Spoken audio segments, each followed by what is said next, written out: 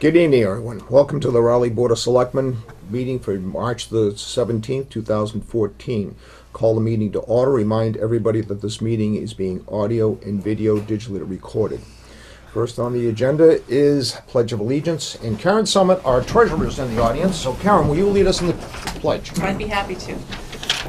I pledge allegiance to the flag of the United States of America and to the republic for which it stands, one nation, under God, indivisible, with liberty and justice for all.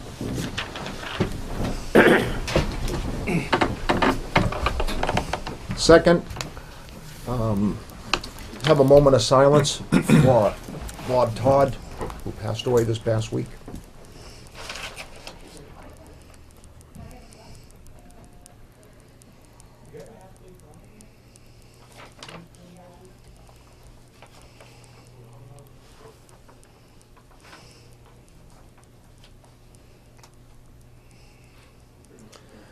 Thank you. There's some chairman's comments tonight. Mostly it's all about Bob. Bob Todd was a real gentleman. If you knew him in town, I would see him when he came to town hall, and I would sit and I would talk to him, and he was a pleasure to talk to. He was truly a gentleman and a good man. And when you go through life, you meet very few good men. And he was just something else. And at his funeral service the other day, there were two poems, and I was really taken by the poems. One is one of my favorite. My mother used to recite it all the time to me, Rudyard Kipling's If. And the other one I wasn't that familiar with. It was by Mother Teresa, and it's Anyway. And the first line is, people are often unreasonable, illogical, and self-centered. Forgive them anyways. It ends with, see in your final analysis, it is between you and your God.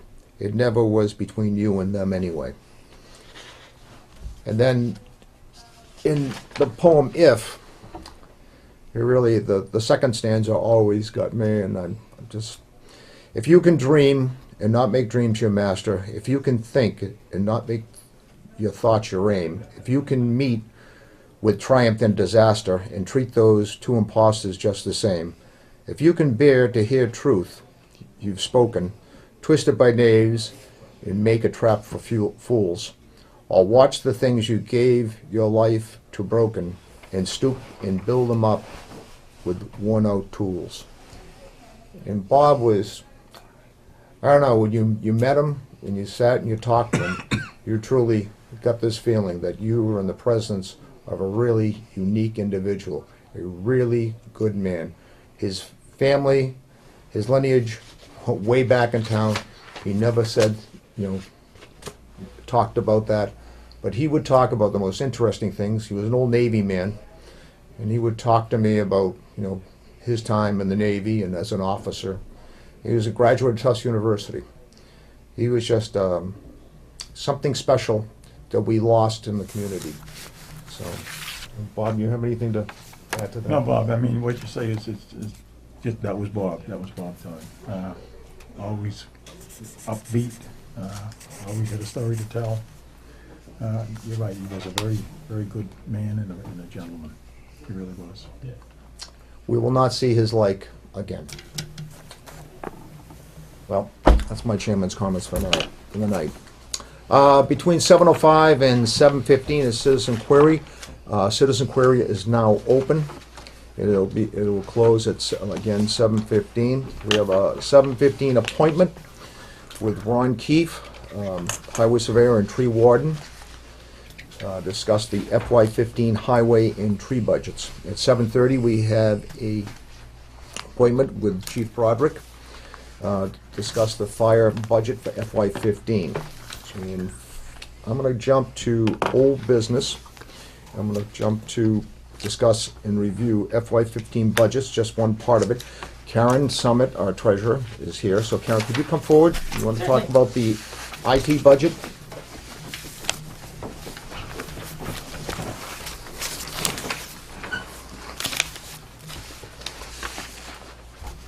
You have a copy of the budget in your packages.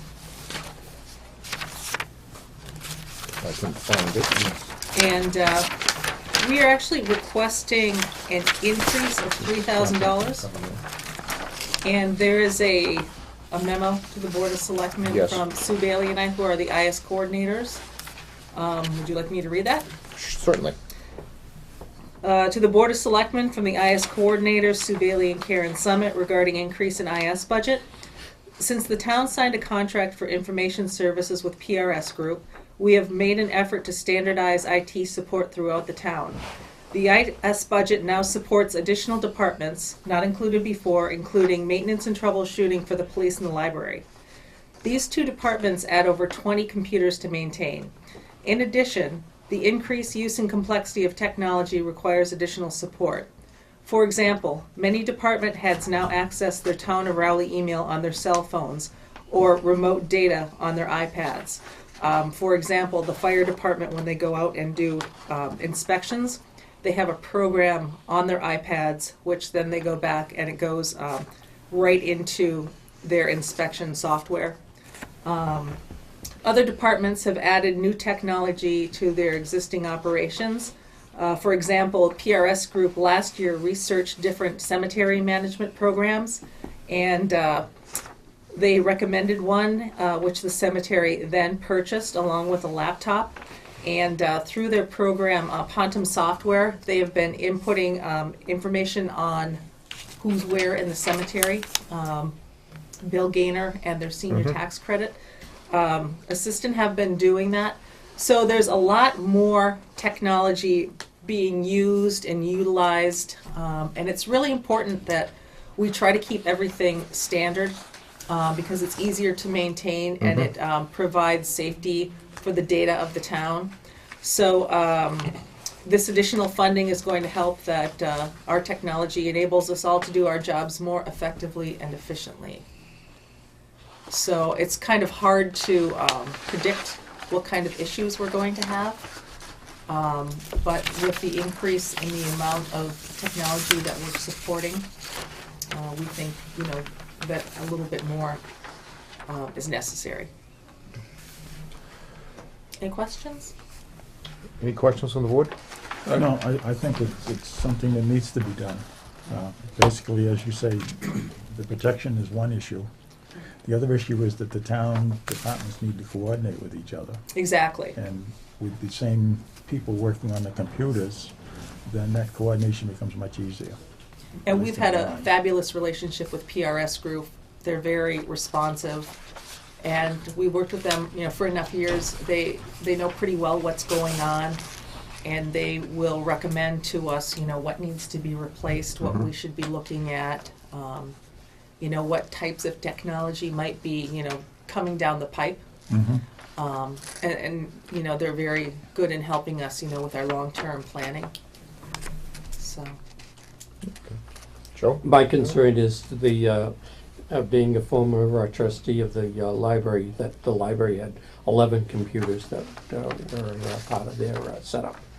And Right. that they, I know we talked about this some time ago. They have but about- they had their own system, Right. their own program.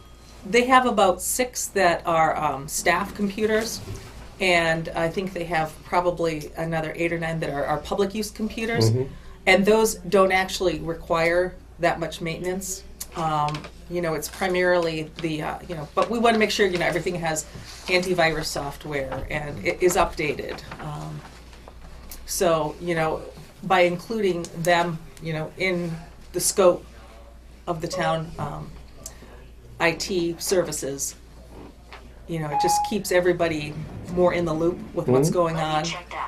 So, So Pam and the Board of Trustees are all on board. excellent, excellent.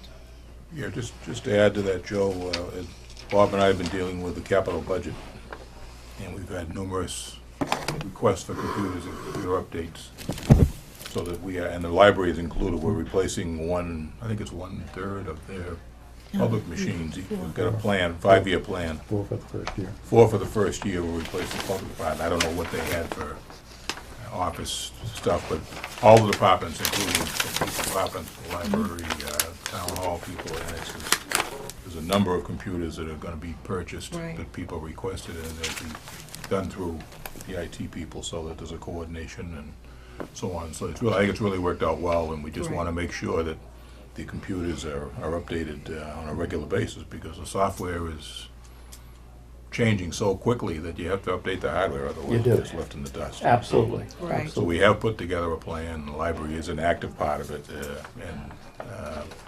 know, just at this point, as long as we pass that article at town meeting, we're well on our way to updating all kinds of computers and keeping the whole program going. And Right. I think you deserve, both you and Sue deserve to be commended for the work you put in. Thank And you. the coordination effort, and it seems to be really paying off, so. Thank you. How many Very good. computers do Thank we you. have total for the whole town? Oh, boy. I don't know. We must have 60 or 70. 67. Okay. Yeah. Yeah, just curious. I'm just curious about how often we turn them over. By You know, email. it really depends on usage. Mhm. On computers that are used, you know, pretty much day in, day out. Selectmen's office. You may get 3 years, you may get 4 years. Mhm. You know, a lot of it is a function of That's okay. you know how fast the software changes. I mean, we have a computer in my office that you know limps along, and every day we hope it's going to turn on. But you know, it's still running Windows XP. Well, you know that isn't going to be supported anymore. It's gone. That's- Windows XP is Yeah. gone. Is Yeah. it this week or next week it's gone? Yeah. Yeah. Somewhere right around now. yeah. Well, our computer in there is probably not far behind it. Hopefully, that's one of those you It have to is. list, and we're It gonna is. replace it, so. It is. I- It's amazing. I mean, it's not that long ago, XP was, you know, the operating system. Oh, exactly. You know, and now it's- Exactly. And actually, you know, I mean, a lot of the stuff now is coming through Windows 8. Yeah. 8 basically is gone. They've gone to 8.1. And now the next one's gonna be 9. Mhm. And they're not gonna even update 8.1 anymore. Right. Right. So the technology is changing so fast. You know, technology was they give it 18 months. I think Right. It's narrowed down even, you know, less than that now. Yep. Mr. Chairman, also on the budget now, I want to be clear on this. I'm advocating for a $1,000 stipend to each of the IS coordinators, and Mhm. I think that it's well overdue. This is a footnote that I put on there on the budget sheet that explains all the work that goes into the IT department. I mean, we don't have in-house IT, and if you did, you'd be spending about, Oh, yes. you know, $70,000 a year. Mhm. So the IS coordinators are performing these services above and beyond their jobs. They do it for this office. They handle the procurement of the contract. They oversee it. They respond to calls at home on the weekends if there's a server crash. And I know I've been here on the weekends and have needed assistance from the IS coordinators. So I really am advocating for it because I just think that it's, you know, unreasonable to expect, especially a growing department, and this is, you know, this is an asset to the town, technology and communication. So I just ask that the board consider that $1,000 stipend for Susan Bailey and Karen Summit for all the work they do for the selectmen. Anybody who's worked in an office with us, you know, computers, and your IT person is so valuable. I mean, you're at the mercy of that computer.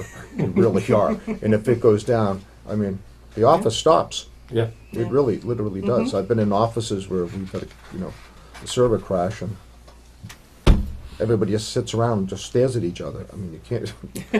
Yeah, your IT coordinator is so important. So I fully agree with that. Yeah, so if the board would like to discuss that, I mean, we can agree that it could be paid on either a quarterly or twice a year. I think that decision would be up to you, but I do ask for your consideration on that. I would give you the motion, Mr. Chairman, to approve the budget at $24,422, which includes the $2,000 stipends, and I would recommend you pay those quarterly Quarterly. or semi-annually, depending.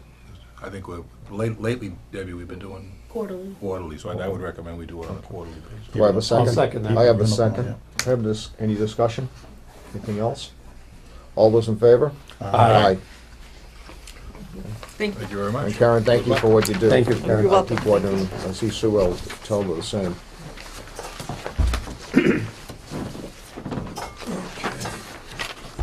It is now 7:17, and we're gonna go back from, we'll return to that budget later.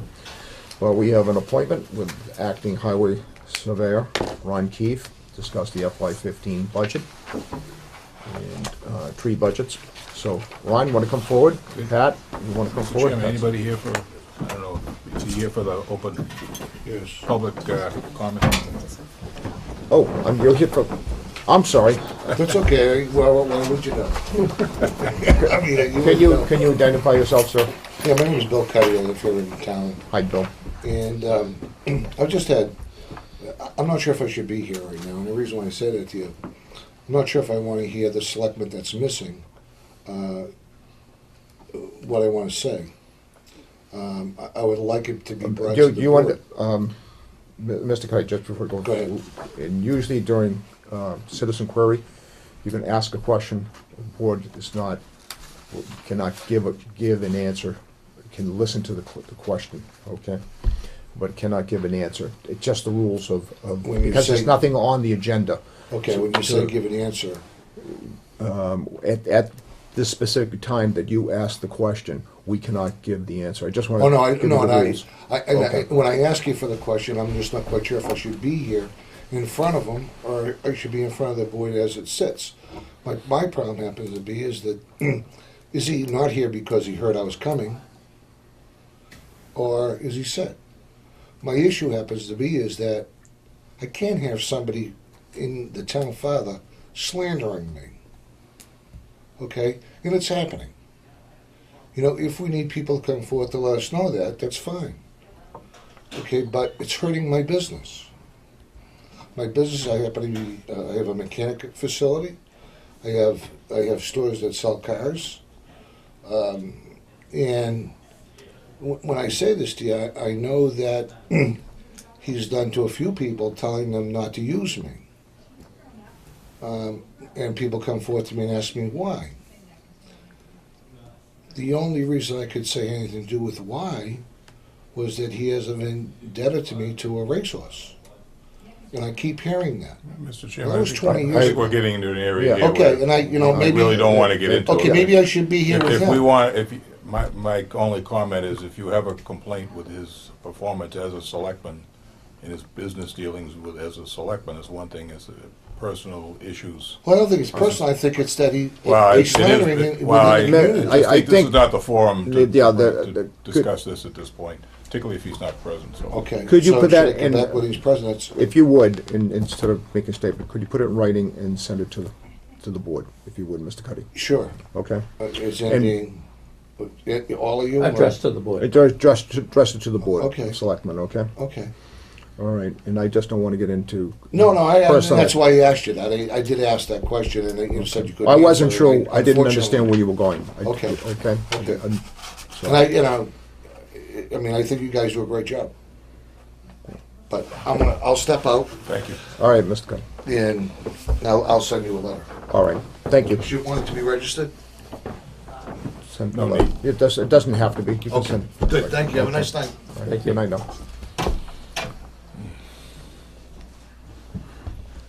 Okay.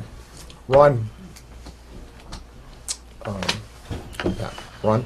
Yep. Discuss the budget.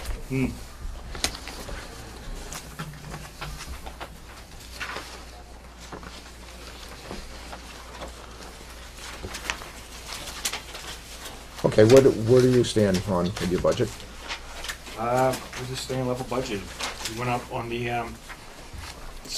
pay because of the union contract, but other than that, we're status quo for this coming year. We haven't asked for anything. The only thing we asked for was a Bob Marion, Dave Peterson regarding the roof and a few things that the town building needs. That's part of the capital budget. Capital budget, but other than that, we're not asking for anything. No increases, no nothing. Okay. We're all done with So everything snow and is- no more snow for the rest. Keep your fingers crossed. Where do we stay with the snow and ice budget? Are you being funny? No, I have to be serious. And it's been a tough winter, Ron. It has been tough. It's gotten to a point where we've actually turned the heat down in the building. We've actually shut lights down, trying to conserve. We're trying to pinch pennies as much as we can down there right now, realizing how large the deficit is for the snow and ice. I didn't look at the ledger today. A rough estimate would be somewhere of a $250,000 deficit right now. Maybe a little more. We haven't gotten our final bill in from Eastern Minerals regarding salt yet, so that could raise it. That's a very rough estimate on my part. Again, what was that again? For the deficit? For 250. 250. 250. Okay. Do you have salt left? Oh, yeah. Okay. Yeah. And is the 80, with the 80 that we budget, is that figured in with that, or is it? Okay, so We broke the 300. excuse me. With the 80, I'm pretty sure we broke the 300 mark. We're at 250 plus 80.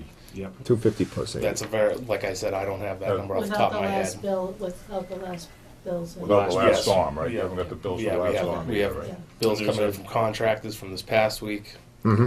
so, So we could be up to 300. yes. Yeah, We are. 300,000. We got a half We're a salt deficit. shed left of salt. We've pondered the thought going back and forth, making sure we had some, but we're gonna take the gamble and not order anymore.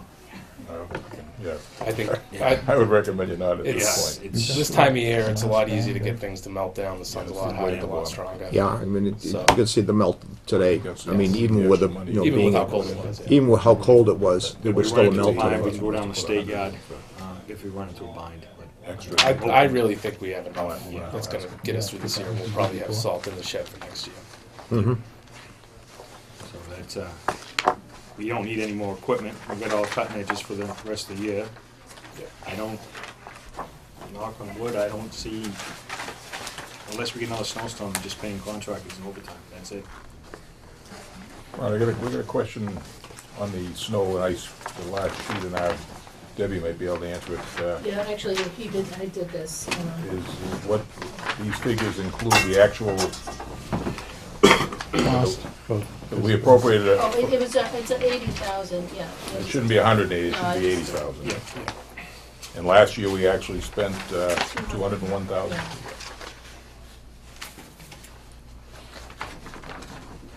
Because my suggestion is that we need to continue building up, you know, regardless of a bad year or a good year or whatever.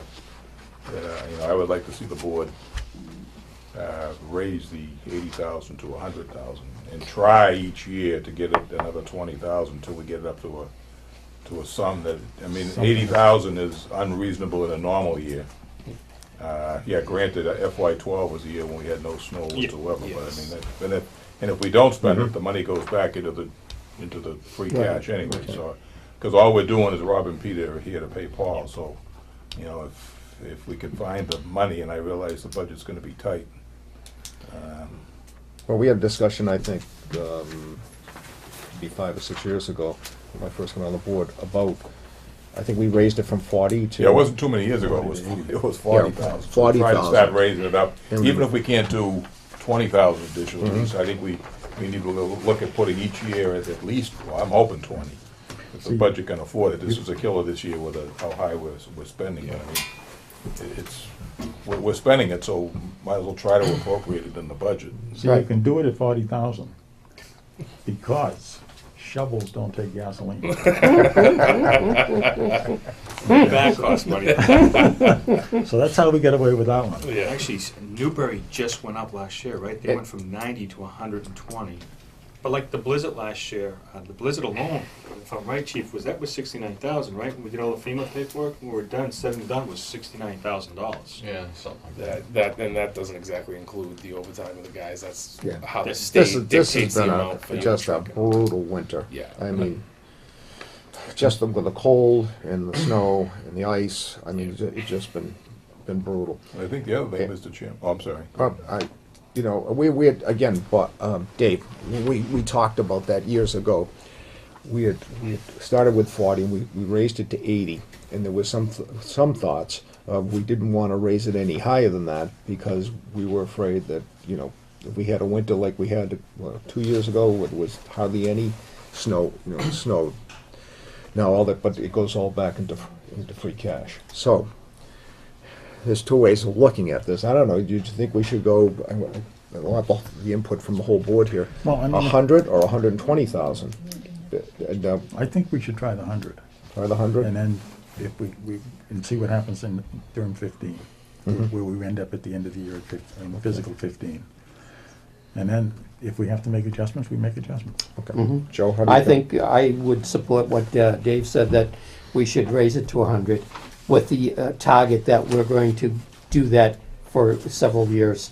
So hopefully we'll be able to raise it by another 20,000 next fiscal year and the fiscal year after that, because 80,000 just isn't a reasonable amount. It really depends too on how much, this is a $300,000 deficit now, we have to kind of look and see where we stand. We may have to come back and revisit this, but Now, if we can at all possibly do it. once we raise it, that's it. Once we appropriate it at a town Appropriate. meeting, you can't lower it below can't lower that. it. But we're never gonna, I mean, that was, I don't know, when was the last year before FY12 that we didn't spend over $100,000 on snow and ice? I mean, you could spend $80,000 on salt alone to get you through the winter. And the other thing I would suggest is maybe next year, next summer, we sit down with whoever the new highway surveyor is and kind of take a look at how we're plowing, what we're doing, and see if there's ways we can make some savings or whatever. Maybe there isn't, but kind of discuss where we want to go and what we want to do, and let the townspeople understand that, we can't always have totally hot top streets with no snow on them. I mean, it's expensive, and as we can see here, it's very difficult to do. But I think we should have the discussion anyway. Where it goes and how it ends up is one thing, but it's a matter of because who knows? I mean, we just don't know where the weather's going. We actually did try to, this winter, once we saw the winter going the way it was, not using all the contractors. If it was a bad storm, we'd call them all out. But then we started a rotation of calling out so many, and the next time around, the ones that didn't get called out would be called out. And we started keeping the contractors on a rotation. But on the bigger storms, we were calling out all of them. Our hand was forced at that point just to Yeah, keep the roads. Well, I'm not trying to be critical here. I'm just Oh, saying no, that no, I think no. we need to, before the season starts, kind of get a handle on what we're looking at, because we have no idea. I have no idea anyway about how you guys work with the contractors and so on and so forth, and your own manpower. I mean, it's a complicated process that we talk about every year this time of the year, because all we tend to look at is, well, what's the deficit? Oh, during some of the We storms, don't the best look at- description could be organized chaos. During Yeah, some I'm of the sure. storms. Oh, it's like any other emergency Yeah. situation. You do what you have One to of do the at the biggest time. things that cost us this year is we, for many years, would have two of the water department trucks plowing with us. We no longer have them, so there was two more contractors. So with the loss of two water department employees, and then we don't even really use them anymore at all. They have their own. They have their own stuff. areas to keep open during the snowstorm. Right. The invitation is given to them if they Yeah. wanna plow, but they don't Well, want. it's like, but a month ago, there was with the salt shortfall, we were putting our heads together and trying to figure out what we were gonna do if we couldn't get any salt.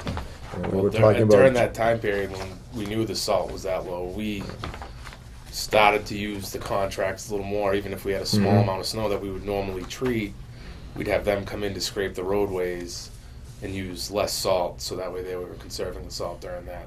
Which was a double-edged sword. Well, we're because looking, the major roads, and then looking at the intersections, Yeah. for salting. I mean, it was really that precarious at that particular time Yeah. about what we were gonna do. And luckily, the salt shipment came in and Yes. we were But I able will to tell stock. you, the people are accustomed to having, Raleigh does have, and it's not because we work for the highway department, it's been that way even under Scott and before Scott. But they've been known to have the best roads. You go down Newbury Road, for example, and as soon as you hit Ipswich, it's a completely different animal. You have 6 inches of snow on the road. And I gotta ask you, move to next season.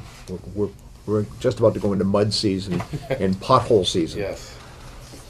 How do you see the condition of the roads, just from what you've seen? We actually had trouble getting patch. The patch just came in, and the end of this week's supposed to be warmer. and we have a hot box. You can put patch in it or hot top and keep it hot. We plan on hitting 133 right off the bat. We did do the end of part of Boxwood, but it looks like it's coming out again. And there's a couple on Central Street. Potholes aren't as bad as they've been in the past. The bad ones, as you know, is the dirt roads. Right. They are frozen solid. Mhm. You cannot grade a frozen. It's like trying to scrape steel up. We did go down with the load today. I asked the residents before they get to that condition, because we don't really go out looking for work. We have enough work, Mhm. and we rely on the citizens to keep us informed of issues around town. We rely on them greatly. Well, I've spoken to a couple of residents that, they've called and that I had to explain to them about the roads and the conditions of the dirt roads, so. The dirt roads, we spend upwards of $15,000 to $18,000 a year out of that 114 just to grade dirt roads. And at this particular time, all the roads, I've tried to talk to the residents, they're all frozen. And you Oh, yeah. can't grade them at this particular time. It's impossible. Yeah, we do our best, and the funny thing with that particular road is we also have residents who don't want to grade it because of people fly and they speed and they kick up dust. So, and then on the other hand, you have the other ones who Well, want it done. And trust me, more than anyone, I'd want to see the road paved. But I got the blueprints right at the shop. The town spent some money to have the road surveyed, and I think back in the day, and we're going, Deb, correct me if I'm wrong, 2001, 2002, early 2000s, it was going to cost $300,000 to do that road. I think by today's standards, be 5, 5 to 6. easy. There's trees to be removed. We got to pay prevailing wage. Mhm. It's a whole different animal with the And that would have to go to, on the town warrant. and all the the wetland acts back then are different today. I wish it was paved. It would save me a lot of manpower and material every year Sure. for in the road. Plus, as I understand it, we'd have to really lay it out first, and there's some possible land takings, and I mean, it's a Yes. I got all complicated the- process, and the last time we went to town meeting, they basically said no, so I think it was 2005, wasn't it, Dave? I'm not sure what year it was. but- 6? Yeah. 6, okay. We Yeah, got it's paved a- roads in town that don't fall under Chapter 90, like the road behind Prospect Street. Prospect Street. Mhm. That's constantly falling apart, and we don't, Chapter 90 won't cover it because it's not considered width-wise and length-wise, it won't be covered. So to do a road, you want to make sure that down the road, we can apply to Chapter 90 to have it paved, so that's what the measurements on that street went by. I ask you to come back and keep us informed about the road conditions, about the potholes and everything else, and come back to us if you see things changing, and, just so we It's- keep the townspeople. It's going to be hard to tell this time of year because the frost heaves are very bad this year. And once the thaw really happens, you're going to see probably more potholes popping up as time goes on. But luckily, hopefully by that time, the hot top plants will be open so we can get Yeah, they open usually the first week of May, first couple first weeks week of May. week of May. Actually, April, it's April. Okay. And we will be, we actually cleaned out one of the bays in the yard today, so we are gonna be stockpiling 3/4 inch pack. So, as soon as the roads get bad, we won't be trucking down to Broxton. I was in another town just over the weekend. I don't want to mention, but I went down this particular road, and I thought the whole front end of the car was going to go into the pothole. It was that big. Yeah. The roads are in really tough shape in some of the towns, surrounding towns. We don't seem to be. No, we do have a few Knock on wood, 133. on 133 there's a few spots, Yeah. but knock on wood, we're in pretty good shape. We were fortunate too, the last few years, the road paving that's been done has really Yeah, Yes. taken care of the worst of the roads, although with this kind of frost heaves, some of that may end up being a we've been problem chasing too, more. but it really has made a difference having the paving. Yeah, we've been chasing a lot of supposed sinkholes, and which they is turned just out to be just frost frost heaves. heaves. Yeah. We have contacted the local clamor, and I think on Stackyard and Patmos, we are gonna start using clamshells more. Okay. Go back to that, and then we're gonna roll them, so they're not sharp, and try to conserve money that way. We've been looking at every possible way to conserve money. We did last year by knocking off hiring the contractor, we saved the town $5,000, and we're trying every day to try to find money to cut somehow, some way. If we can get that material for free, it's gonna be a huge savings. Yeah, I would say right within 10 days, all of a sudden the weather's gonna change, and then everything's gonna start to thaw. And Yeah, that's when it's gonna get worse. that's when it's gonna unfortunately. go worse. That's when the street's gonna start to open up, so. Well, Pat's going to Florida next week, so I'm predicting a blizzard. Okay. All right, on the, Debbie, we were talking about the highway surveyors. Well, why don't you review the budget package first, Okay. Mr. Chairman, just in case you have any other questions before you take a vote. All right, So the expenses are level funded. The town land maintenance, which is mowing of the town common areas, and including the landfill, so that's level funded. And the tree department is all level funded. so everything is, And then on the snow and ice, there's been a suggestion about increasing that so, to 100,000. So increase it to Pending the final 100,000. tally of the whole town budget. right, Chairman, maybe I could make a recommendation that excluding the highway surveyor salary, because I don't think it's appropriate to discuss that here yep, at this moment, that we take the budget that's been submitted by the highway department with an increase of an additional 20,000 for snow For and the- ice, for the for $100,000 appropriation. okay. Is that a reasonable, Debbie, a The board reasonable do. motion? Yes. I'll make that, I'll second So that. second that, all those in favor? Aye. Aye. Okay, Then I would suggest wait till they, well, we can discuss it now, but I think you guys, for the highway surveyor budget would be, you could stay, obviously. Yeah, Only concerns one of us. we can take it up while we do the other budgets if you Okay. want. okay, Don't want to put anybody in the middle. no. That's it. Thank you very much. Thank you. All right. Pat, thank you. Thank you. Ron. Pat, have a good evening. Okay. Ron, You too. Thank you. Thank you, sir. Thank you. Thank you. Thank you. Good. I softened them up for you, Roy. Thanks. Chief, come on. Sorry, we're a little bit running behind here. It's okay. Our second appointment is Chief James Broderick. Discuss the FY15 Fire Department budget.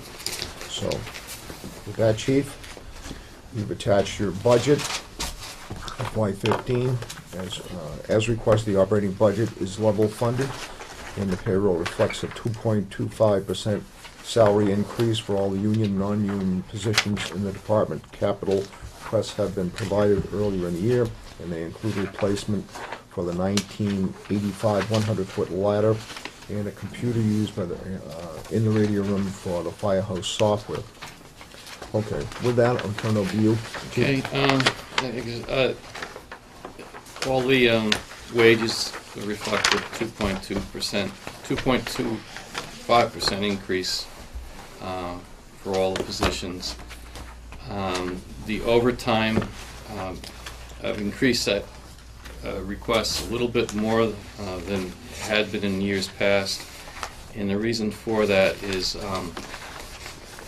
the EMT training that we normally did during the day for the full-timers and myself, we may not be able to do that anymore. We'd be stuck with one class at night, and so what saving I had in the past without having to pay overtime for that training, I may have to start doing it now. So the overtime expense line went from, with the 2.25% increase, went from $33,672 from last year to $37,772 this year.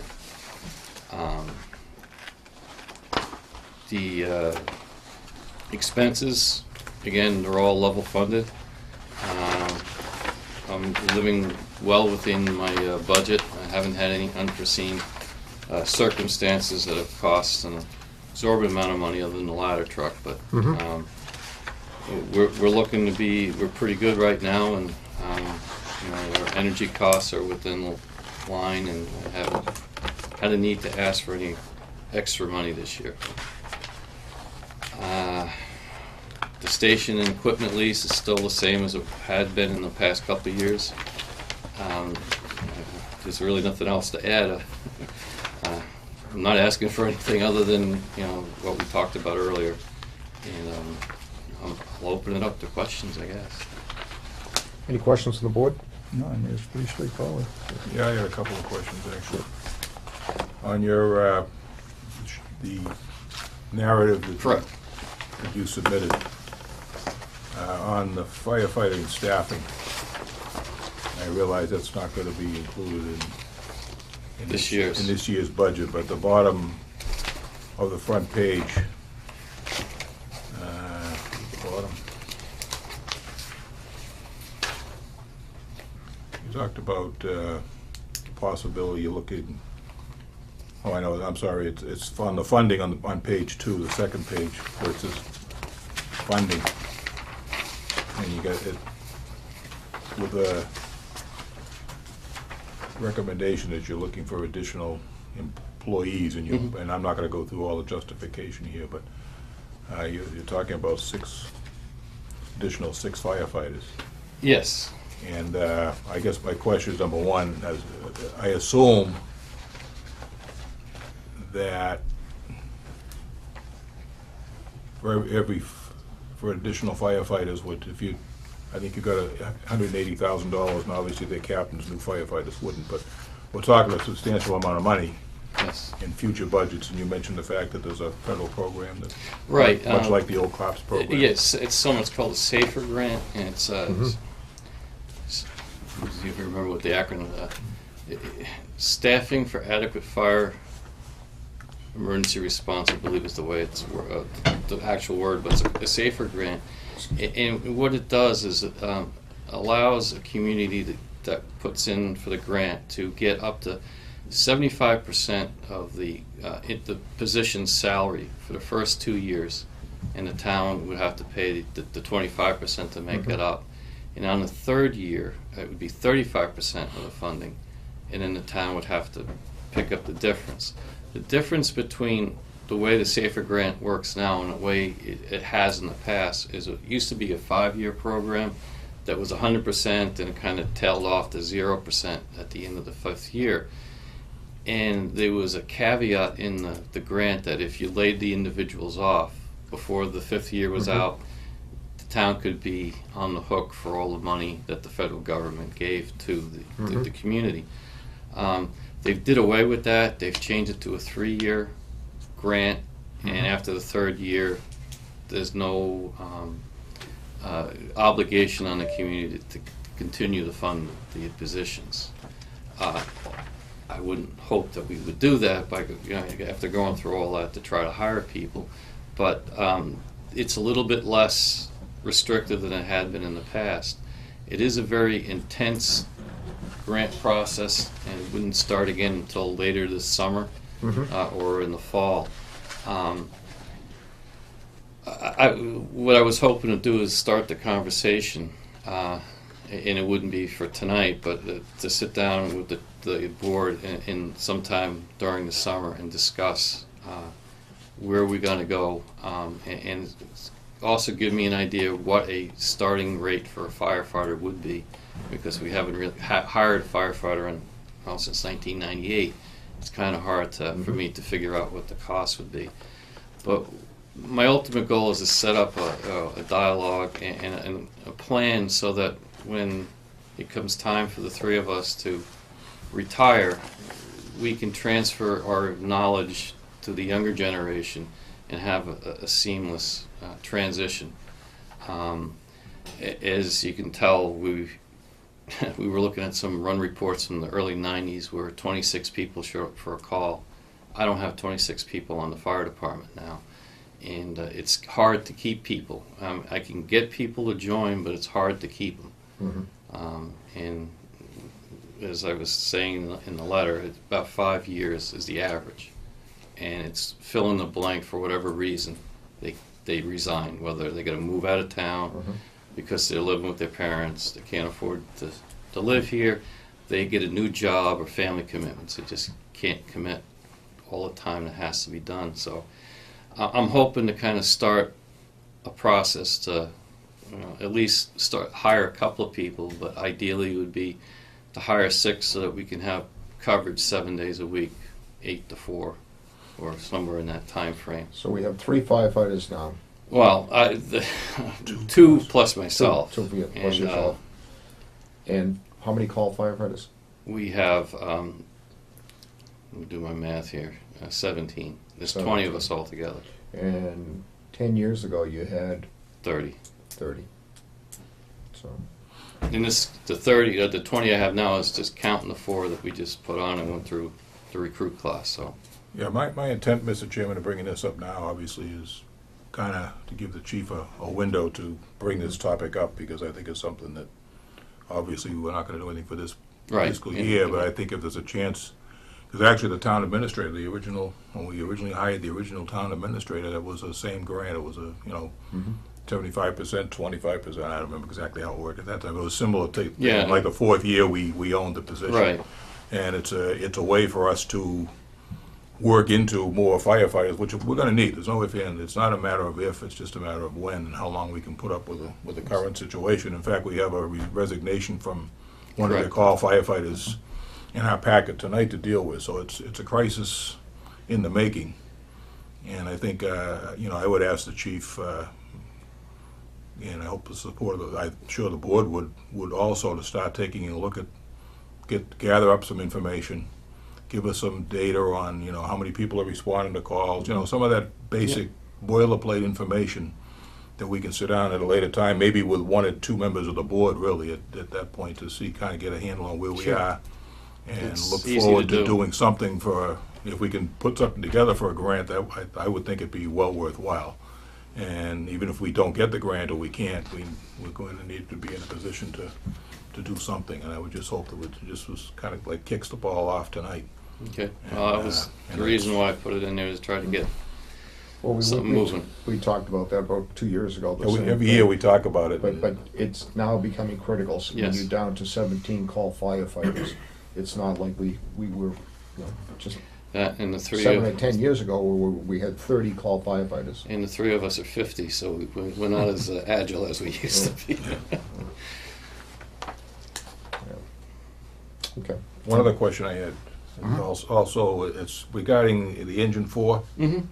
Now, you have here that in 2012, it failed its pump test. Correct. And we did get it fixed, and it's back to its capacity. But it is an old pump. The parts aren't made for it anymore, and it's similar to the ladder truck in age and in technologies, and they don't support components of the truck anymore. Engine 4 is the Han. the Han. Okay. It's Actually, the company that built it went out of business. correct. We have a tendency of putting but the reason I put that, and I also did it in the for the capital expense, is to give you an idea of where we are with the trucks, and the age and the situation that we have with them. And engine 3, which was the first new one that we bought, is now 12 years old. It's hard to believe, but it's midlife in a fire truck's life. And I just wanted the board to be aware that we have 2 pieces of truck equipment that are, and I don't want to get into the position where we're trying to do 2 at once.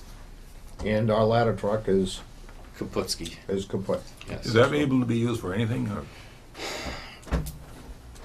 I mean, is it able to respond for whatever limited Well, scope it can do? there's a bit of a controversy on doing that, and is if the truck responded to a call and it's sitting there and there was a need to use the aerial and we can't use it because it's unsafe, Right. it could open us up to a potential liability Yep. issue. Not to say that it would, but if it shows up and, well, why didn't you use it? You Right. had to wait for something else. It could respond to a call with the ground ladders and stuff like that, but it's all I can use it for. And I'd rather not put anybody into a position where if you really needed to use the ladder, and it's, all right, what do I do? And something happens when they raise the ladder.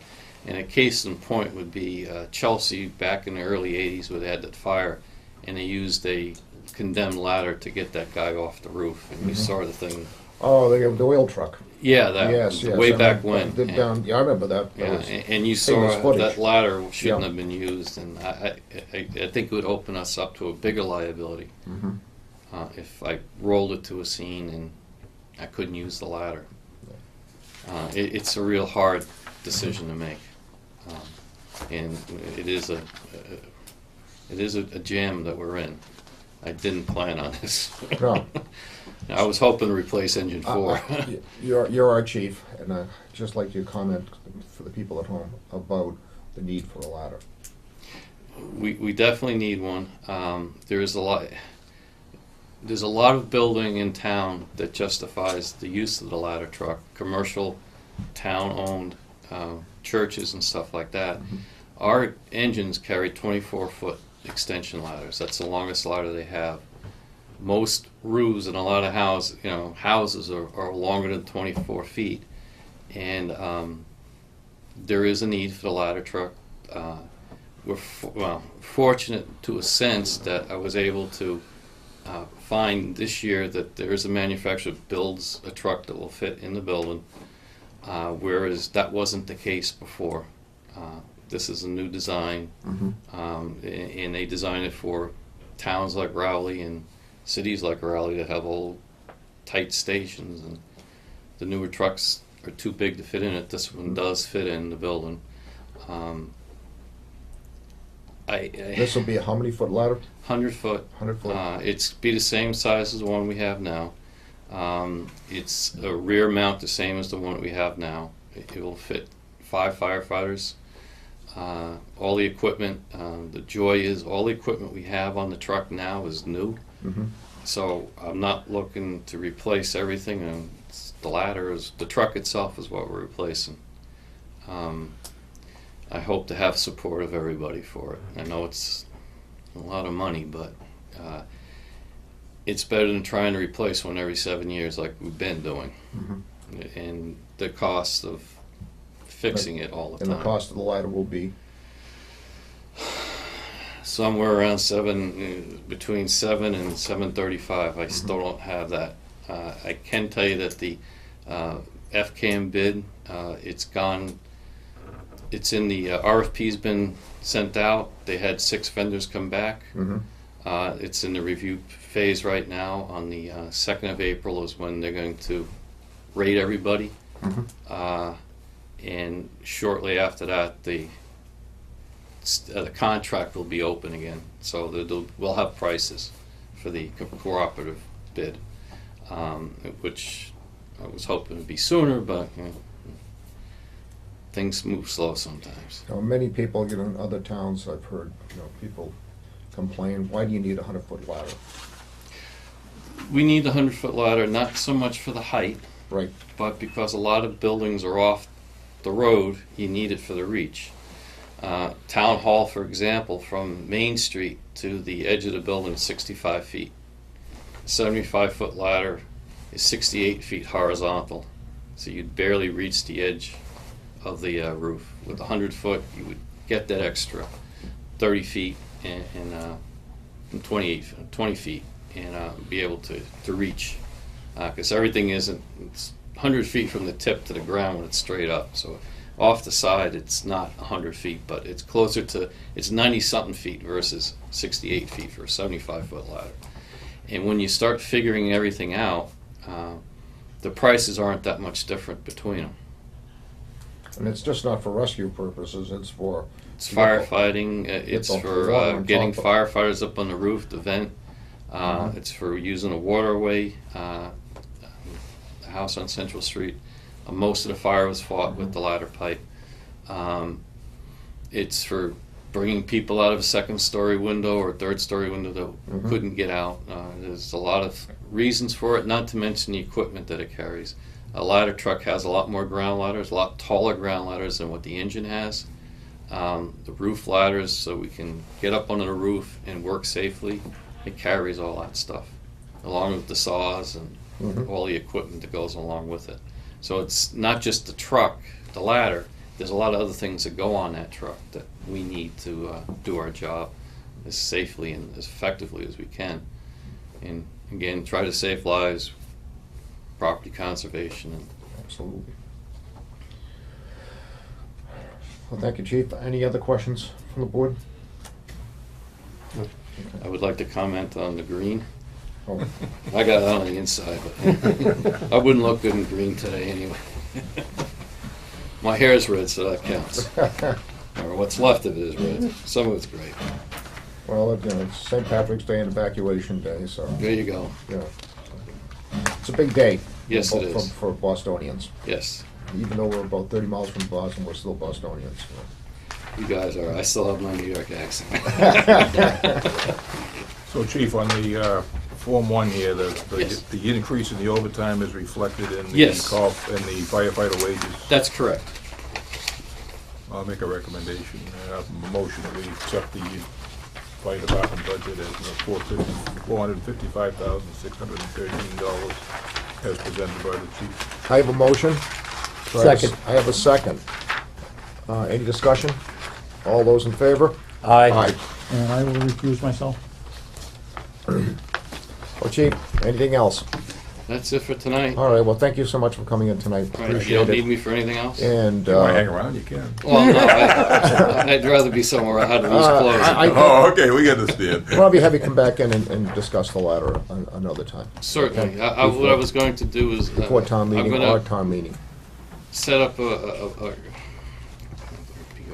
an informational PowerPoint, and that's one of my projects for the next couple of days. Okay. So I can address candidates night and town meeting and Yep. all the Very other good. places are going to be. Without getting into trouble, is that something that we could have the cable TV do? Yeah, I think we would have to just, read the text of whatever you're gonna be. I mean, if they wanted to go down and film the conditions of the truck and the Actual station too, information. actually, Yeah. because we're gonna be looking for money in the budget to do a study, or do a feasibility study for a police fire. We Station. actually, he's got some stuff on the fire station from a Okay. couple of years ago that we can is still. We really prevalent. need to generate some publicity to let people know that this is Yes. a critical need. Give him. This is I'll reach critical. out to him and we'll do a couple of things. And if you could start gathering some information on that funding thing, that would. I will. Obviously, that's not quite as high a priority, but Yes. as you're going along, and you can gather up in statistics and things Yeah, like I that, will. would really be helpful, so. Okay. All right, Chief. Thanks you. for coming in. Appreciate it. Have a good night. Thank you. Hope you're not here too late tonight. We're gonna try not to, believe me. Have a good night. Good night now. Okay.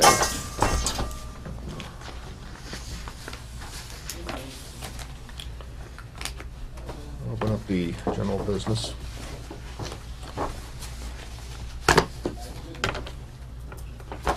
Okay, letter of resignation from Sean Roberts. Dear Chief Roderick, I am writing you to inform you that due to a new full-time job that I started on March 3rd, I am resigning after 15 years on the fire department. On this day, March 8th, 2014, the reason for this resignation is due to the location of my new job and the residence in Amesbury. Between the both of these, I will not be able to perform my duties as Lieutenant EMT or put the effort and time into the position that is needed. I have enjoyed my time in the Raleigh Fire Department. I have met some great people over the years, and I really want to thank you for having me as part of the team. You have done a lot for me and taught me everything I know when it comes to fire service. The Raleigh Fire Department was like a second family to me. Thanks again for everything. Keep in touch, as I will keep in touch with you and the rest of the guys. God bless and stay safe. Sincerely, Sean Roberts, number 29. I have a motion to accept resignation with regrets. I'll make that motion. I'll second. All those in favor? Aye. Aye. Can we send him a letter? Yes. Can we Thanks also send him a letter of thank you, and this is what we were just talking about, Dave, Yeah. you know? Yeah. No, it's a critical need, we have to really step on it. I mean, just a few years ago, when I used to go down to, around the firehouse every once in a while, there were a lot more call firefighters than we have now. So it is changed, and one of the reasons is because of demographics of the town, and jobs out of town, and Bob, you can attest to that. Yep. The way it used to be, you were a volunteer at one time. Mhm. Okay. All right, moving on to general business number 2, a request from Business and Professional Women of Massachusetts for a town proclamation on equal pay. This is from Business and Professional Women of Massachusetts. Dear Mr. Snow, on Tuesday, April 8th, 2014, members of the Massachusetts Federation of Business and Professional Women will be joining millions of Americans nationwide in celebrating Equal Pay Day. Equal pay is a symbolic day where women's earnings reach a man's earnings for the previous year. It is always on Tuesday, as it takes a woman 7 days to reach what a man makes in 5. So thanks to the gender pay gap, it takes a woman an extra 3 months of wages to make up the 23% difference. Equal Pay Day 2014 will fall on Tuesday, April 8th. So mark your calendar.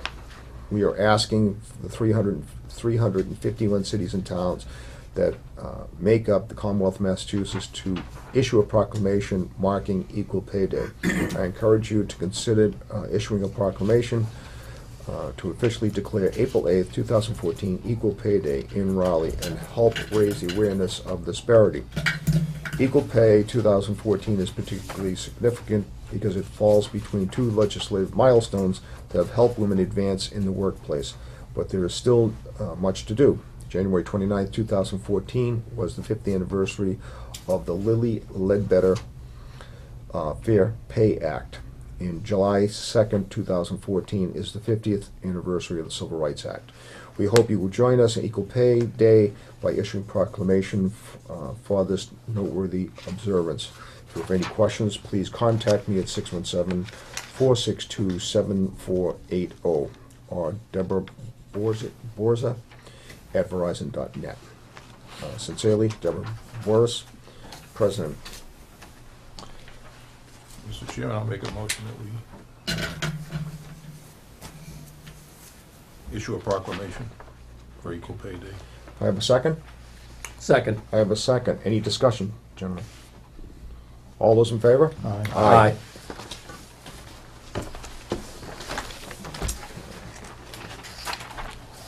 Okay, moving on to letter of the Board of Selectmen, the town of Dartmouth, small business tax exemption. Dear Chief Municipal Official, small businesses represent the backbone and catalyst of the economic stability and growth both locally and nationally.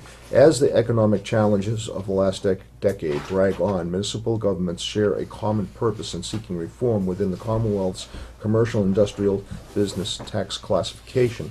In Dartmouth, as I am certain in your community, we value both small and large businesses. Both play a vital economic role within our community. Therefore, we want both to flourish. Our economy depends on having competition within our small business sectors competing for every citizen dollar.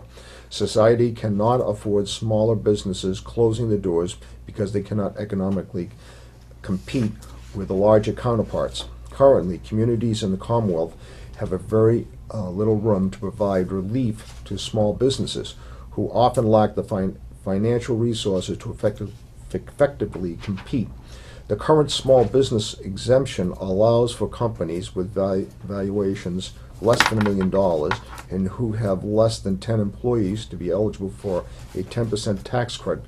The credit is then pushed within the CIP to large communities in the companies in the community.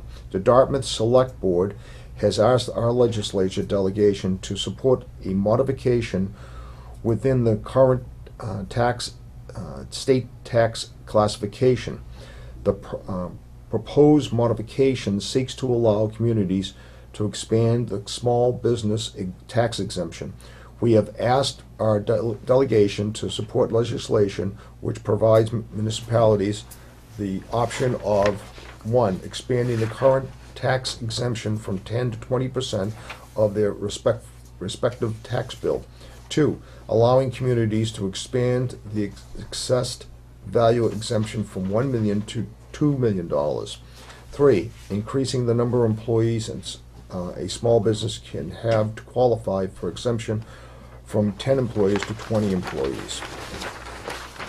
Business plays a vital role within our communities. Fair and vibrant competition within the business community has propelled economic progress in our municipalities for much of our history.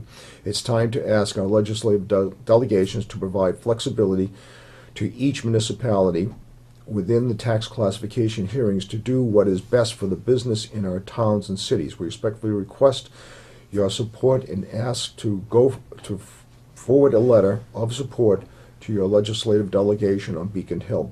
The time to modify this state law is now. Let's do the right by small businesses, encouraging competition to our business communities and make our futures strong. Mr. Chairman, are we talking about the property tax here? Is this what they're requesting, or is they talking about like state business income taxes? Or? It wasn't clear to me because I was thinking that we may want to run this by the assessing office. Well, my Yes. concern is that, number one, we already give the businesses a break by classifying businesses and residential property Right. Same rate. at the same rate. Right. If we end up figuring out who is a small business and who isn't, and we give them another break, that means everybody else is gonna pay a little bit more, Well, I'm assuming. yeah, But I don't know, this is a little bit confusing to me. Before we go any further, I would like to run this by I think our I would assessor. recommend- I think Okay, so, so too. could we table this and come back to this? Well, can I make a motion that we forward this to the Board of Assessors and have them get back to us on a, Sure. with a Have a report motion. I'll as to second that. exactly what this Second. means? Any discussion?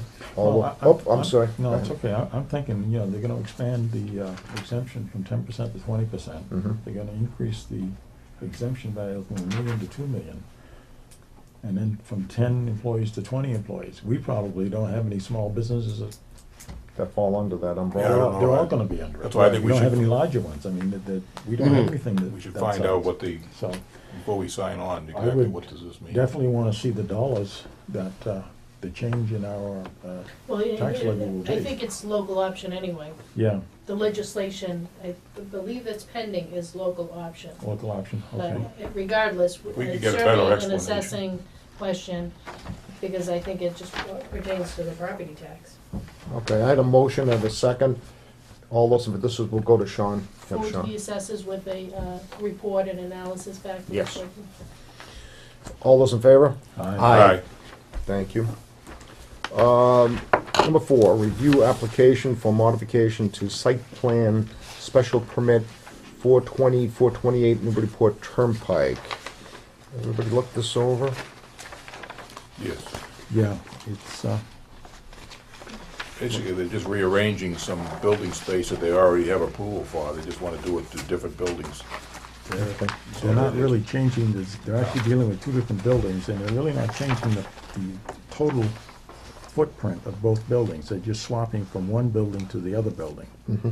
The actual increase in the footprint, Okay.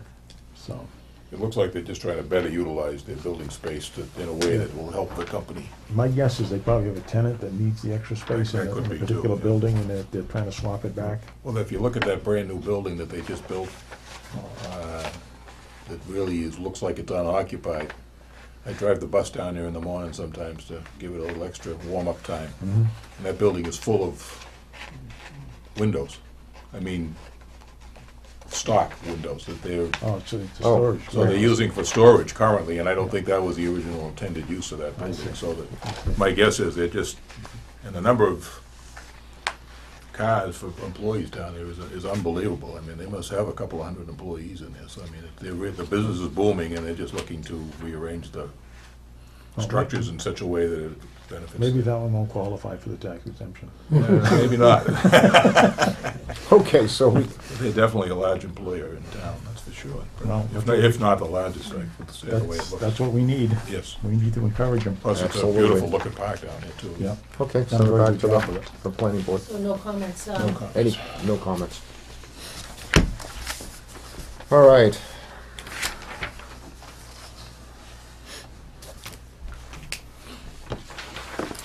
wait a minute, from my, oh, there it is, okay. General business number 5, Raleigh Veterans Association Community Blood Drive, March the 31st, 2014. Okay.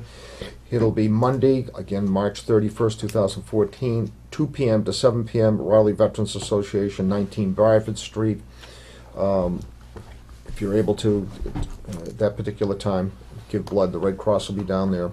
I know I always see Selectman Peterson in line with me, so if you can, join us on March 31st. Mark your calendar, and we'll announce it again next week. Jade, have you got an appointment yet? No, you gotta get on the computer. They've been I calling will. me. I will. Yeah, they called. Yeah, Yeah. On a daily basis. unfortunately, because of my prior health issues, I can't. So give an extra quart for me. Oh, no. We got my. I have to always bring the donut card with me. I don't know how many gallons I've given,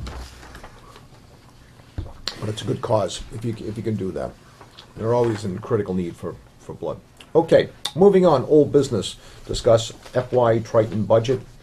March 11th, 2014. Tri-Town Board of Selectmen. In March 18th, 2014, school funding presentation, which will be tomorrow night. Okay, the Triton School Committee voted last Wednesday on their final budget, which reduces the town assessment increase from $498,162 to $381,675, and reflects a reduction of $116,487. While I'm pleased that the school committee reduced our assessment, it is still $81,675 more than we wanted to pay. Our property tax revenue sharing plan calls for an equal division in split of the town's 2.5% property tax increase and the new property tax growth each year to cover the cost of the schools and the town budget increases. We have to absorb the $81,675. There is no point in having a Proposition 2.5 override for $81,000. However, Raleigh cannot sustain these huge increases in the school assessment year after year. The schools are funded through property taxes, and the town cannot levy taxes in excess of 2.5%. During last week's Tri-Town Board of Selectmen meeting in Newbury, we discussed the need for the school to hold district communications meetings on a regular basis. The Triton Agreement requires the school to hold a minimum of one meeting each quarter. It is a shame that other than the hastily set communications committee meeting of March the 5th, prior to the public hearing on the school budget, the last meeting was held April of 2013. This is unacceptable. The Newbury Board of Selectmen is hosting an informational meeting with Senator Tarr, other state legislators, and Roger Hatch of the Department of Education tomorrow evening at the Newbury Grange from 6:30 to 8:30 p.m. The Newbury Grange Hall is located at 7 Central Street in Byfield. Mr. Hatch will be providing a presentation on the Commonwealth's education funding formula with a focus on how it relates to the Triton Regional School District. He will be able to address questions or concerns related to this topic from municipal school officials as well as residents. I'll open up discussion from the board.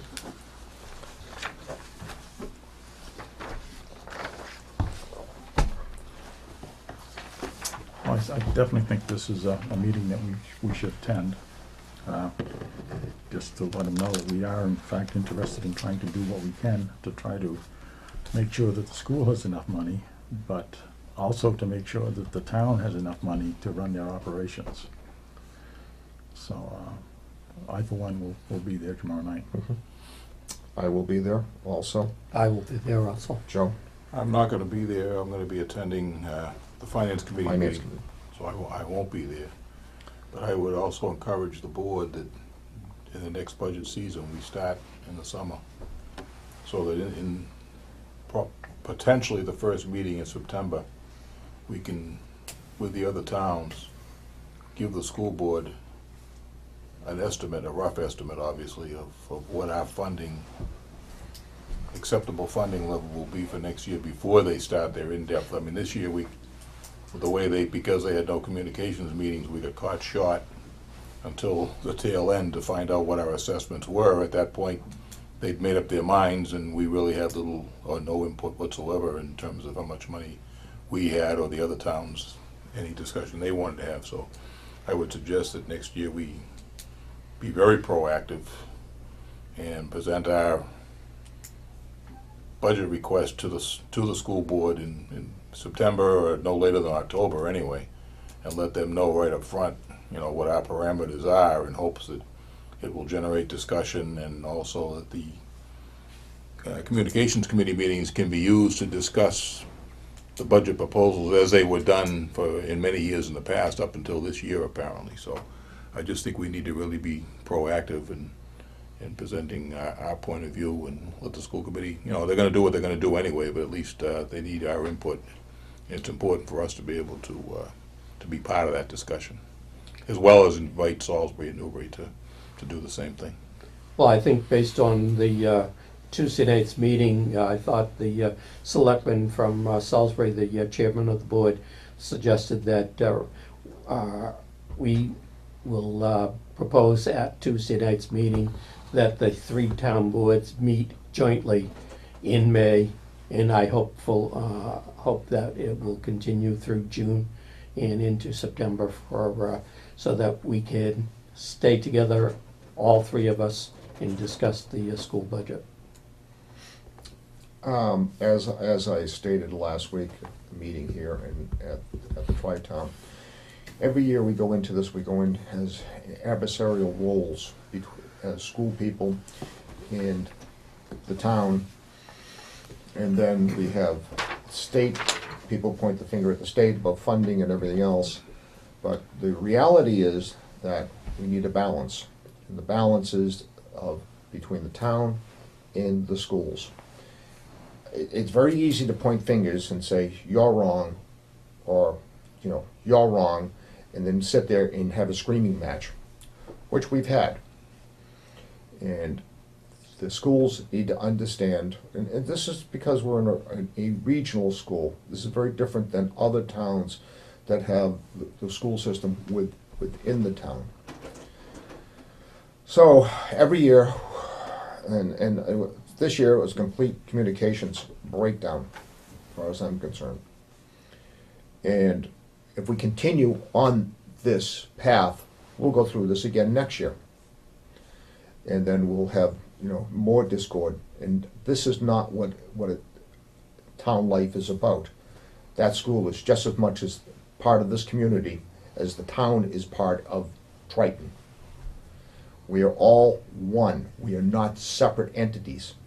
Now, I sat and I tried to explain that we have a $14–15 million budget, and we divide it up. And when we get down to running of the town, something I want to just correct, we have about $2 million between fire and police that's put aside. And you have liabilities, and you have insurances, and we sit at this table, and we put our heads together, and we put the budget together, and we will every penny. And we are, and again, we are a lean and mean town, and I really mean that. And you talk to any of the selectmen here, they'll tell you the same. We do not waste money. And Look at every dollar. We actually sit here and agonize over some of the budgets we have to put together. That's part of the process. And it's very easy for people to stand up and go, then all of a sudden point at the state. Well, everybody has a little piece of this pie, and it's just the way the funding comes down, the state is part of it. But the schools have to look at our budget and what 2.5% in our new growth, and it has to be 50%. It just the way it is. 60% of our budget goes to the schools. So 60%, you the taxpayer out there, 60% of your tax bill goes to the schools. It's not like we're not funding the schools.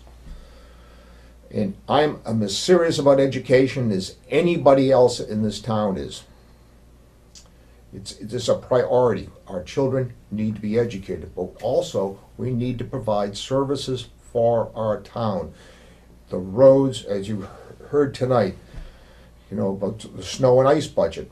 You know, we agonize about the cost of salt, potholes, everything that has to be done, fire protection, police protection.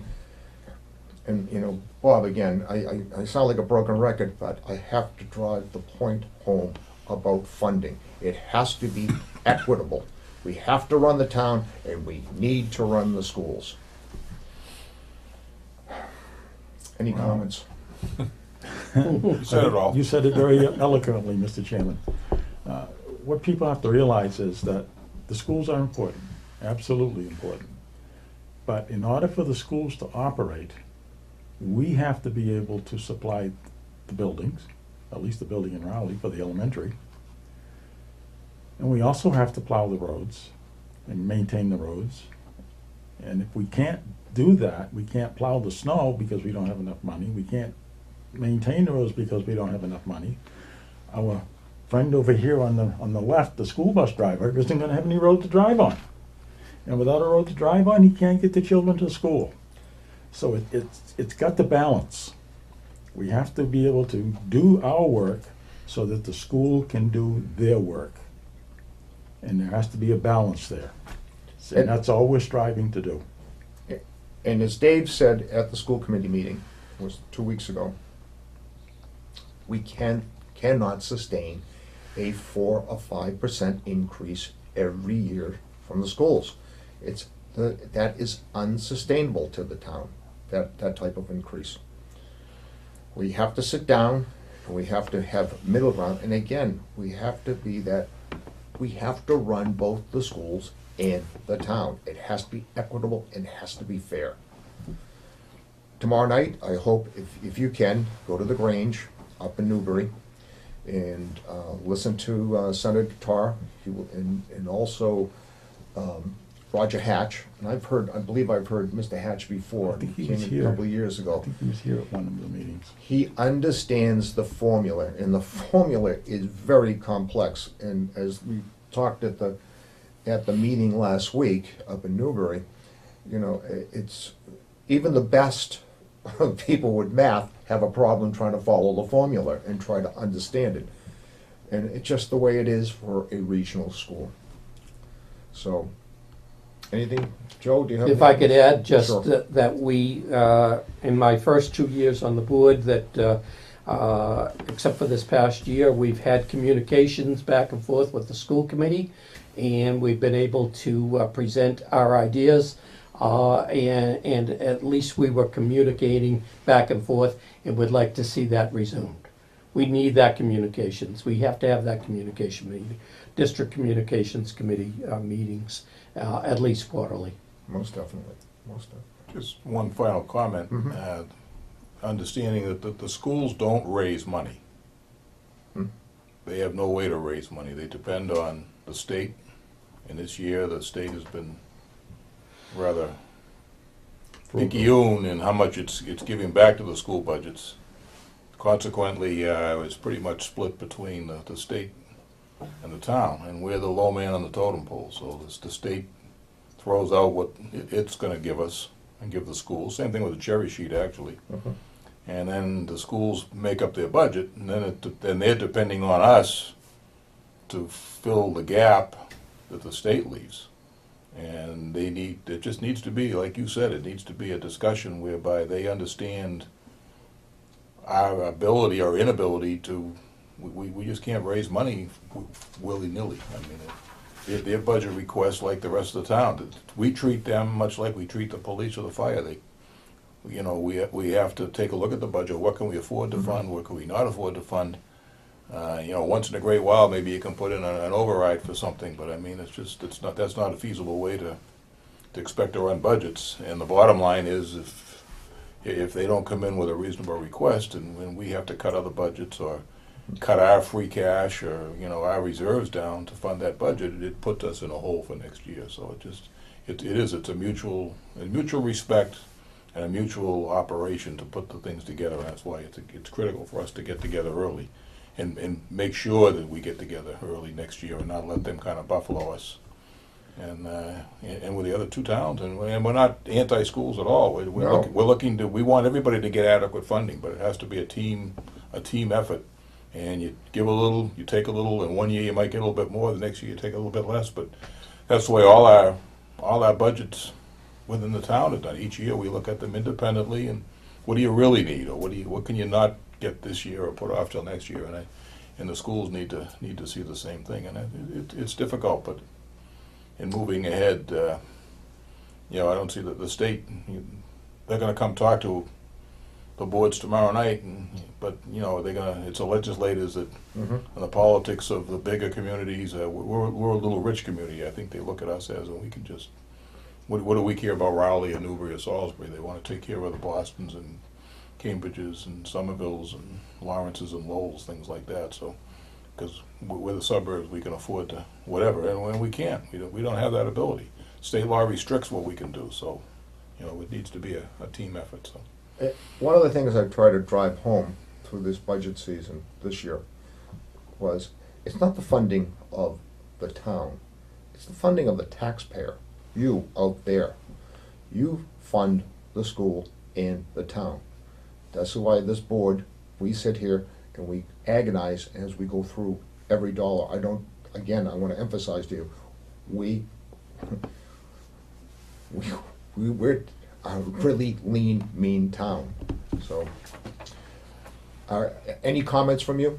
Please send them in to the Board of Selectmen about the budgets. We appreciate anything. one other thing, Mr. Chairman, just as sometimes we look and we're going to go through some budgets now, and it looks like we're going through, okay, this will approve that, will increase this, but a lot of work has been put in behind the scenes between the town administrator and the selectman's office and individual selectmen. Bob and I have spent hours with the town administrator going over the capital expenditure budgets and stuff. So I mean, a lot of, even though it looks cursory here, the amount of time we spend behind the scenes, and it involves all of us. We all have different aspects of it, and the department heads and so on and so forth. You got union negotiations. And there's so many things that go into what the documents we get here, and I realize on television we just kind of look like, oh yeah, okay, it looks simple, but there's a lot of work, a lot of effort goes into that, and a lot of decisions, tough decisions are made. So yeah, you can have that or you can't have that based on what funds we have available. It's as simple as that. As Selectman Peterson said, that's so true.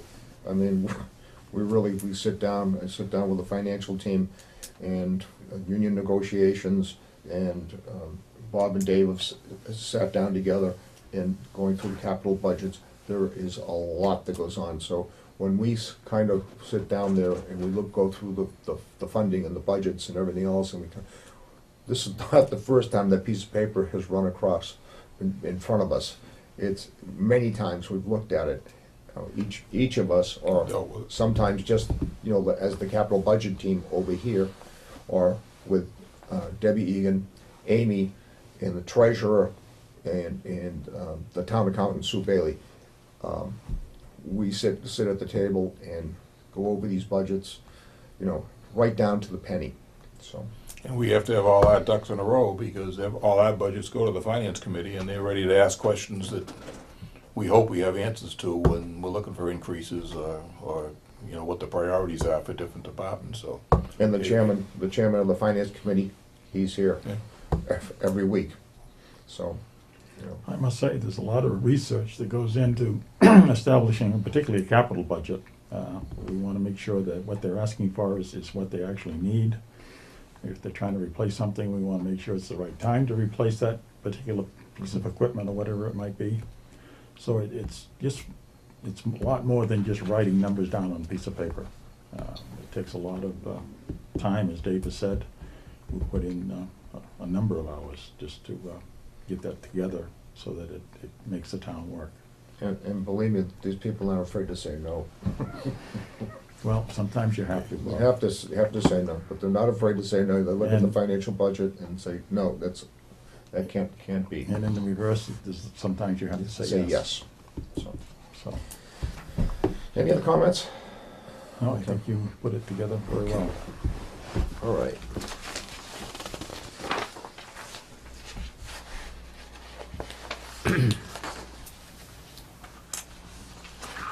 Okay, discuss and review FY15 budgets. We went through the information services with Karen Summit was in earlier. The Finance Committee, Larry White will present for this discussion. Larry? Are you Well, he'll be Yeah. here for the discussion on, Right. it's a level funded budget, but he's gonna level be funded here. budget? So his committee has to look at it.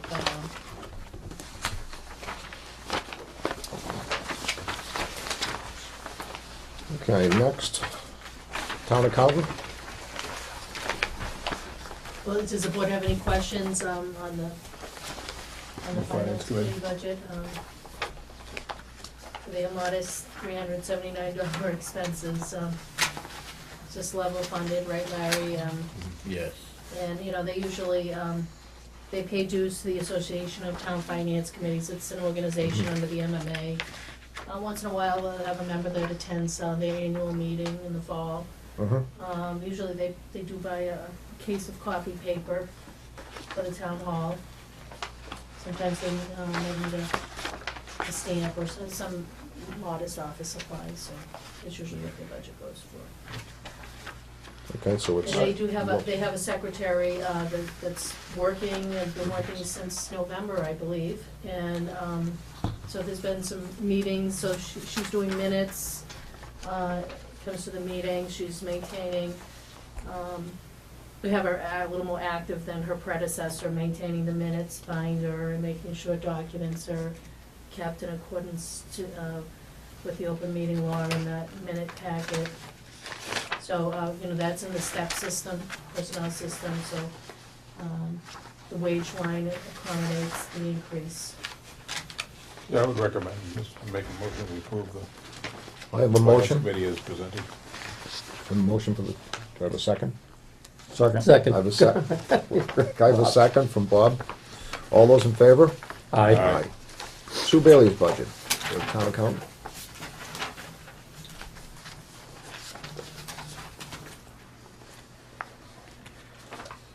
Okay, the assistant town accountant position is budgeted at a higher rate than last year per ASME agreement. I would recommend we approve that budget as presented. It's within the guidelines. From the guidelines. Okay. I'll second that. I have a second. All those in favor? Aye. Aye. Planning board.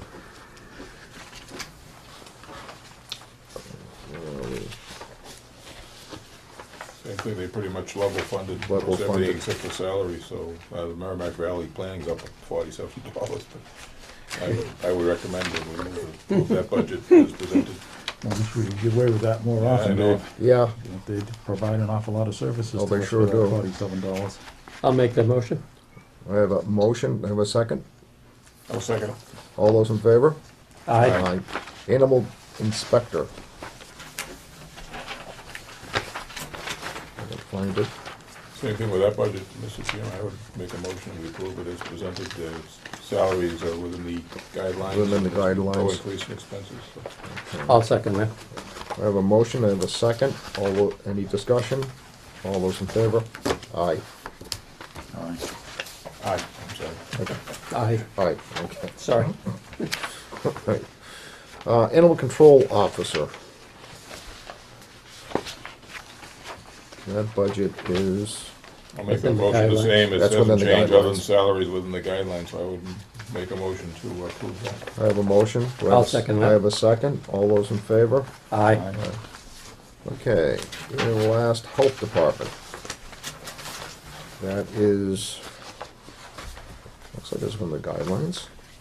There's one, the public health nurse stipend is $1,000, I think, I know in discussions I've had with Debbie, with the town administrator, we felt, and I'm sure you probably did too, Mr. Chairman, that at $1,000, it's one heck of a bargain, and it's a nursing, it's a nurse, so it's a professional position, and they've requested to double the stipend from 1,000 to 2,000, and at that, we still have a bargain, and, you know, Yes. she handles all the flu shots, and, I mean, anytime there's a public health issue, she's the one that gets referred to and makes a decision and makes recommendations. That's still an outstanding bargain. Absolutely. Oh, it is. For It a is. registered nurse. Yeah. And even nowadays, the State Department of Public Health, which requires health departments to have all kinds of emergency management plans for everything from bioterrorism to, you know, things like that, of that nature. So that, you know, there's just so much work that has to be done, and to have the ability to tap into the Council on Aging Director, and this is above and beyond her duties. Yeah. It's a significant amount of time. I'll make a motion that we accept the health. Have a motion? I'll second. Second, any discussion? All those in favor? Aye.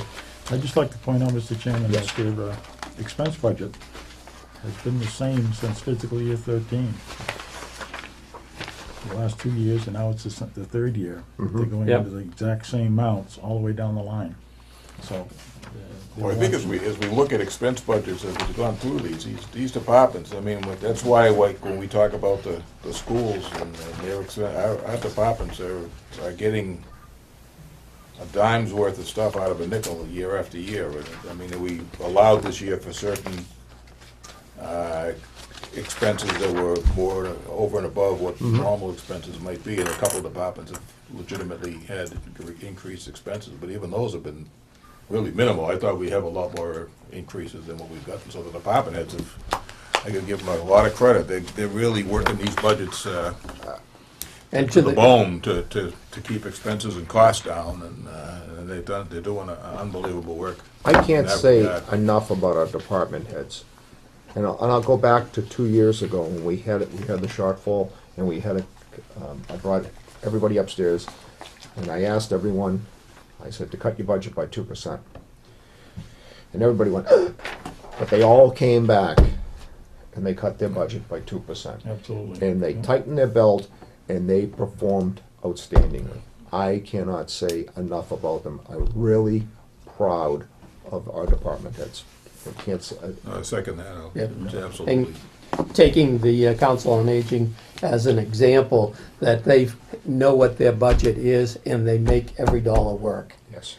And they're within their budget every single year. As Dave said or Bob said that this is the third year in a row that their expenses have not changed a dollar. Haven't changed it a bit, not at all, so. And I have to go back to 2 years ago. I was never so proud of our town at that moment, and to watch what they did and how they managed to go through that year, 2%, without that 2%. Did a fine, outstanding job.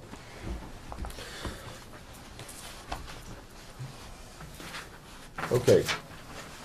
Discuss capital purchases and town meeting articles. Mr. Chairman, do you want to just finish up that highway department budget then on the? Oh, the highway yes, surveyor. Yes. In fact, we need to do that for the tree ward. Yes, and the tree warden too, though I On the think tree warden.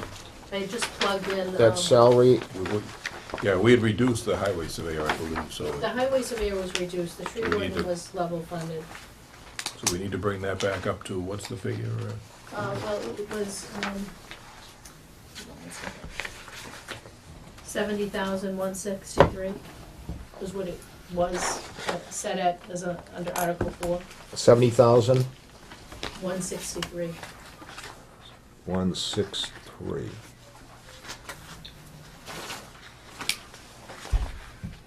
And the tree warden, this 7,323 was what it was set at, and 7,323.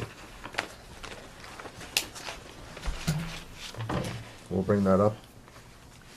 Any discussion from the board?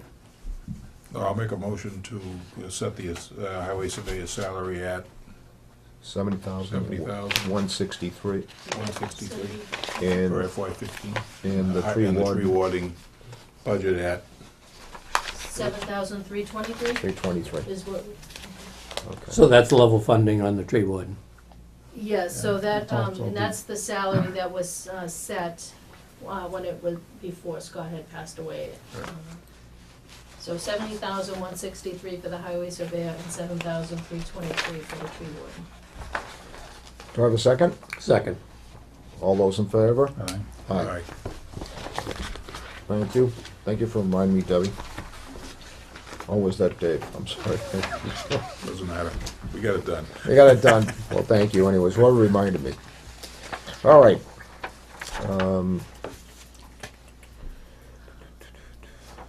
Okay, discuss capital purchases and town meeting articles. The capital planning team proposes the following. Okay, if I could just interject here, Mr. Excuse me? If I could just interrupt you Sure. and kind of explain what it was we met Bob, Mary, Selectman Mary, myself, and the town administrator. Way back when, we sent out a memo to the various departments and requested a 5-year capital purchase plan. In other words, what things do you need over that five-year period? Submit them to us. And then we've spent a number of hours and had a great number of meetings, taking the list and going through it any number of times. We've had the department heads come in and explain what they were doing, look at costs, look at prices, types of equipment. And so at this point, this is kind of what we've come up with at this point. And what we're looking at is two separate articles. One for the special, which would be a general, multifaceted, multi-departmental capital purchase.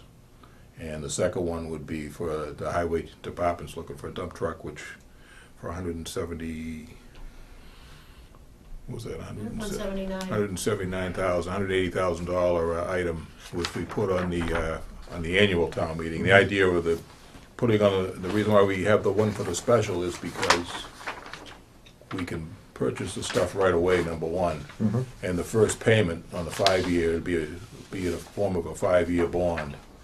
And the first payment is due the year after. So the first payment for that would be due in FY15.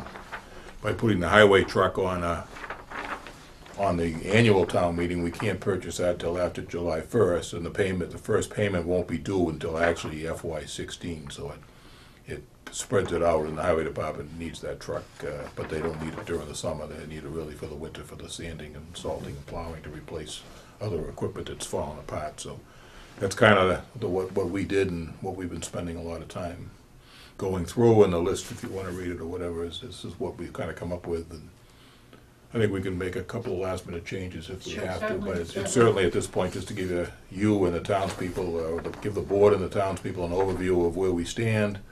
And How about if I read them and that's I'll stop and you can comment?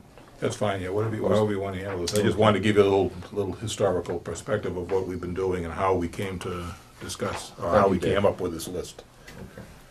Annual town meeting, one, highway department truck borrowing article. Place a borrowing article for $180,000 to purchase a new 6-wheel dump truck with plow and sander. Do you want to elaborate any more on that, Dave? No, it's just to replace, they got some dilapidated It's- trucks. It's one of their oldest trucks, and actually the frame has got a crack in it. Oh, boy. So they've been nursing it through this winter, but it's probably not gonna make it many more winters. This is something that we need to be doing, highway equipment, like the police cruisers, we try to do them every year, that we almost need to do a highway vehicle, almost every year. Just to Even though keep we're a things up. small town, Yeah, no, these trucks travel. And they get beat. Now, you They take get the sand beat. and salt, the salt beats the living daylights out of Mhm. the frames and the equipment and the sanding mechanisms and all that. So it's really something you just have to keep up with. Number two, assessors appropriation, raise the appropriate $9,000 for upgrades to the vision appraisal system, including service software, mapping software upgrades. Any comments on that? That's just something we need for the assessors needed to keep updated with the assessing, and it's the latest. And as everyone probably knows, we go through a three-year cycle. We have to be at 100% at the third year. So this vision system is what calculates that and keeps us up with the state law. Okay, 3, police department appropriation raised and appropriate $26,000 for an additional police cruiser. Yeah, what this involves is we have more, what we try to do is buy within the budget. And we'll have an article in the budget for $34,000 to replace a regular police cruiser. And because of the number of vehicles we have, periodically we need to replace an additional car. This would be an additional car. This would be an unmarked cruiser for the chief. And then the chief's car will become the inspector's car, because the inspector's car is basically falling apart. So it's an additional, so this year with the approval of the town, we'll be buying 2 cruisers instead of 1. And the main cruiser that they purchase will be a Ford Explorer, a police interceptor package. This will be a Ford Taurus, which is a smaller. And I believe they're both the same chassis, aren't they? Yeah, they probably are. It's I just think. the Ford, the Taurus is a sedan, and the SUV is which is everybody's using now for the. I think if the chief, when I remember if the chief came in last time, do you remember Bob? And spoke about that, was. The LTD was discontinued. Yeah, the LTD was discontinued, and the Ford Taurus chassis is the same as the Explorer chassis. I Yeah, believe. that's the Ford Taurus are now their Yeah. big car, same as the. So that's what the idea of that. It's an additional car over and above the one that'll be in the budget, as part of the regular budget. Okay, number 4, new ladder truck, borrowing article contingent upon the passage of a debt exclusion override. Proposed a borrowing article of $735,000 to purchase a new ladder truck and a Proposition 2.5 ballot question. This is self-explanatory from, we discussed it with the chief, we need the engine. I believe this is a 10-year, it'll be a 10-year rather than a 5-year bond, it'll be a 10-year bond, which, in this case, this is the FY14, we're paying off the final payment for the engine, the pumper, that we bought 5 years ago. So even though this is an override, it's really not gonna add much to the tax rate. If the people vote for this, it really will just continue what they've already been paying. Right. But we'll have a new ladder truck, so it's not gonna raise their taxes any more than what they're currently paying for the fire truck. It'll just be continuous, like almost like buying a new car, and you pay it off, and then we're gonna continue the payments for this. So hopefully we can get that across to people that, that this ladder truck is, I mean, obviously we're paying for it, it's costing us money, but it's not a new addition to the budget as far as their tax bill goes. It'll just replace what we're paying off for and the fire department. It's like the chief says, with another one of those deals where we need to periodically replace this equipment, and if we can kind of keep it going like a car loan, just keep it going and going and going. It's a way of doing it without hitting us with a large tax increase in any particular year And for really, equipment. in the long run, the overall picture, we're actually saving a little bit of money, because if we're replacing them when they need to be replaced, then we're not spending a lot of money on maintenance. Right. So in the long run, the whole situation, we do save some money over a period of time. Plus, if you look at that, the newest pumper truck we got compared to the old Han we were talking about, just the safety features alone for the safety of the firefighters is huge. So I mean, it's the new technology and the new safety. And The difference things like between the engine from 10 years ago and the engine Yeah. from 5 years ago, the features on it have changed so much, and and now we'll have, hopefully we'll have a new ladder truck, we'll go on, and as the chief says, every so many years we have a new truck coming into the fleet. we work to fit it into the budget so Work that to fit it into we get the equipment, but we don't hammer the taxpayers any higher than we absolutely have to. So. Okay, and you'll be hearing more about that Yes. as we go along the next couple of weeks, because this is very important. Okay, number 5, treasurer collector drop box, raise and appropriate $1,500 for the purpose of overnight drop box for the treasurer collector. That's the box on the side of the building out here that was put in a number of years ago. It's rusted and kind of basically fallen apart, seen its better day. People put their tax payments in there, things for the town clerk. I think it gets all kinds of mail for town hall that people want to drop off, and it needs to be replaced, and this was a convenient place to put it without.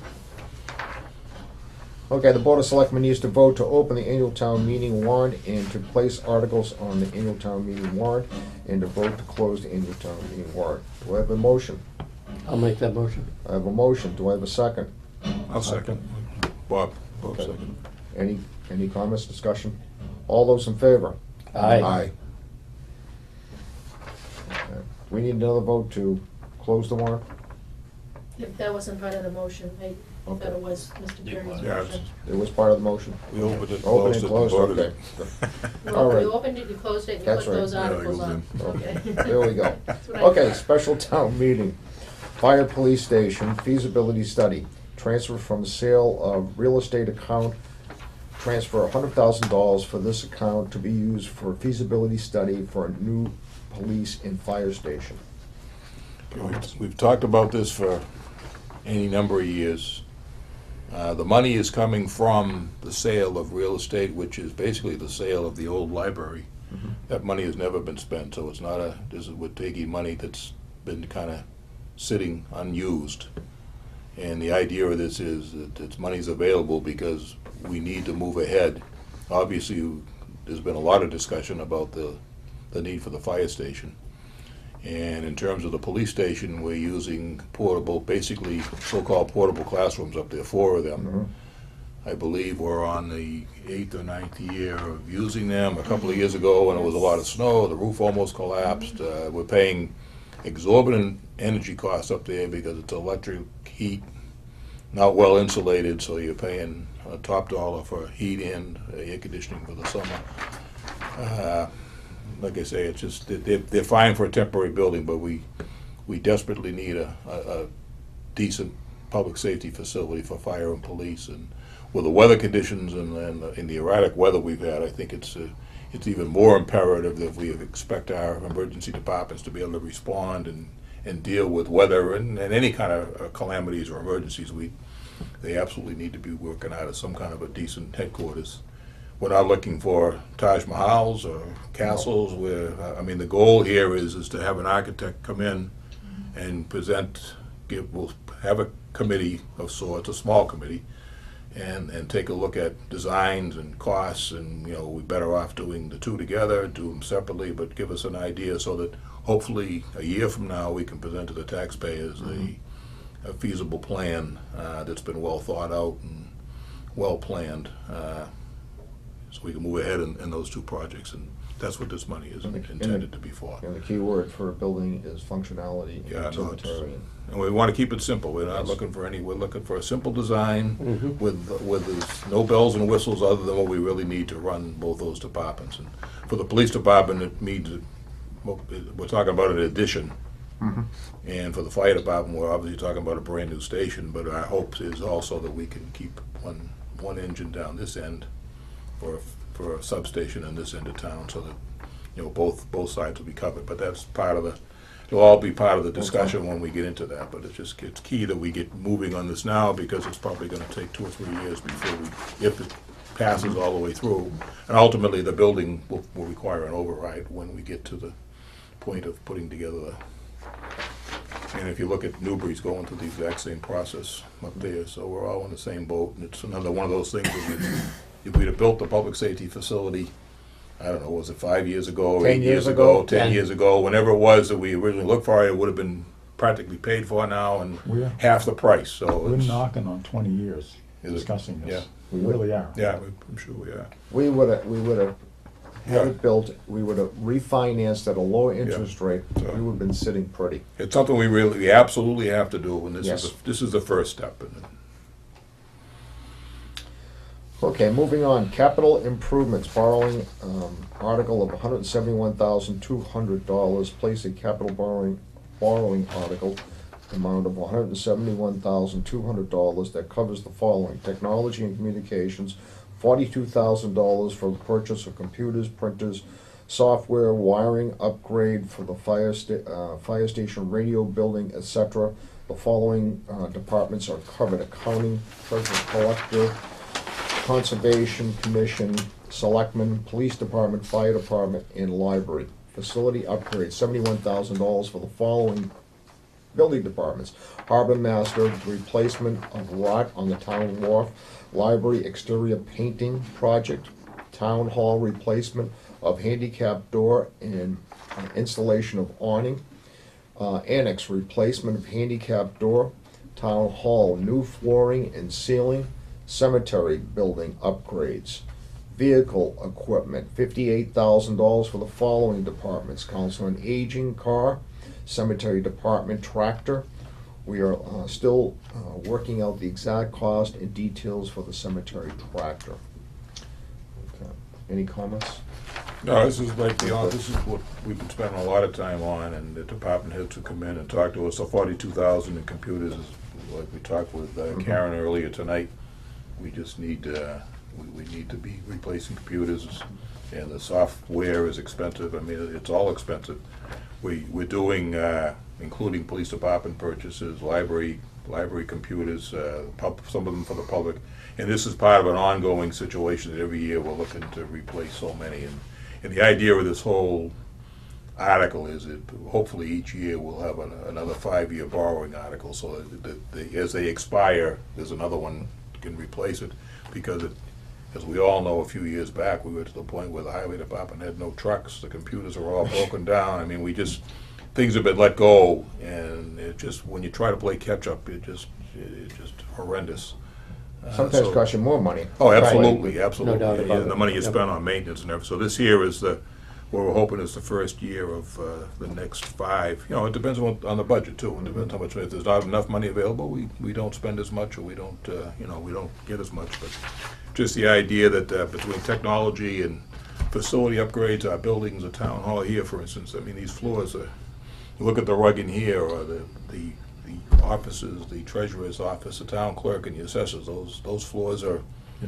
I swear they're 80 years old. I mean, it's just they're old, worn, and beat.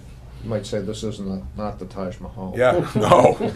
And the doors, the handicap doors out back here, it's falling apart. We could call a locksmith in all the time. The ice comes down over the top. That's why we want to put some kind of a cupola or an awning over it to keep the ice off it so that it doesn't freeze up. And the annex has the exact same problem over there. So, these are all essential upgrades. The cemetery, they were in here last week. Their building has no heat, no power. I mean, it's an absolute disgrace that people go over there to buy You buy a graves. cemetery lot and you sit there and, if they turn the heater on, the light dims.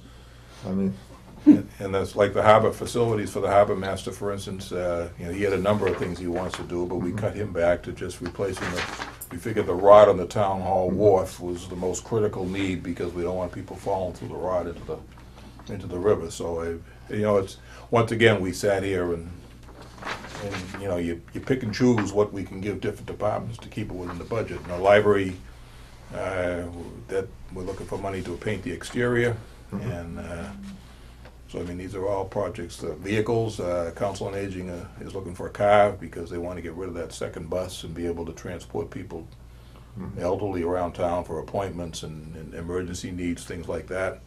Cemetery Department was in here last week talking about their need for some sort of a tractor, so we're still working on what they need. We met today with Bill Beanon from the Cemetery Department, and we're looking at different options for what kind of a tractor or how much to spend, so we haven't honed that down yet, but that's for the special town meeting. We got a little bit of extra time, so that's about it. okay. Thank you. Any comments?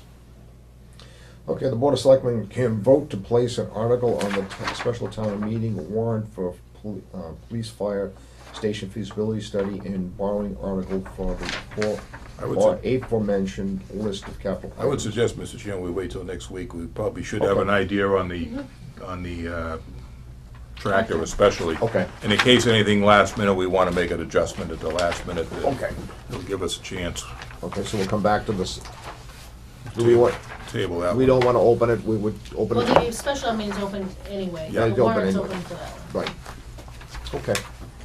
And I just want to thank once again, all the department heads, the work they put into putting together the 5-year plan, the work that Selectman Murray and myself and the team here, Debbie, town administrator, and Amy. I mean, everybody's worked really, really hard on this, and once again, to get it ready for the Finance Committee, because I'm sure they're going to go through this with a fine-tooth comb, so we still got a long way to go here, but a lot of work and effort has been put into this budget, these articles here, as well as all the budgets. So Again, everyone deserves a pat on the Dave, back for the work I they want to put. thank you, Dave, and I want to thank Bob Thank you. and Debbie and Amy for your And hard Doreen, work. actually. And Doreen, Doreen, yeah, too. We wanna let Doreen, the yeah, get There's a sorry, lot we- of construction. We forget about her when she's not here I on know, Monday I- nights, but But no, She yeah, usually you, sits in on the meetings when she can, so. the five of you have done Yeah. so much, putting your Thank you. heads together and coming up with all this, so, and meeting with all the different departments. Thank you so much. And they're tough decisions. Bob can attest Yeah. to the fact that, you sit here, it isn't, It's not we have easy. to say an awful lot of no's and a few yeses, and to come up with those few yeses could be very difficult, so. Good job. Okay, update on the 2013 town report. The board needs to review and approve the draft of the 2013 Selectmen's report. We are wrapping up the book and hope to have it in print.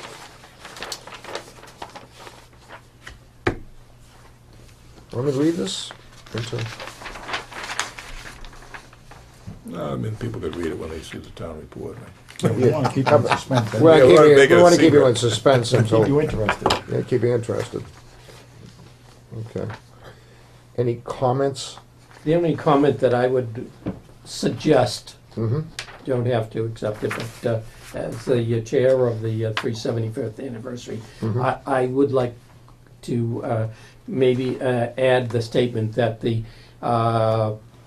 celebration of the founding of the town will be the weekend of September 4th through 7th. Okay, yeah, I think that would be good, because there'll be people to be asking about that. Yep, can we add Because we'd that like to get to, as much publicity Amy? on that as we The can. celebration of the founding of the town will be September 4th through the 7th, 2014. Correct. Yep. Thank you. Good idea. Thank you, Joe. Anything else? If we're gonna make a modification, we can hopefully keep it on one page.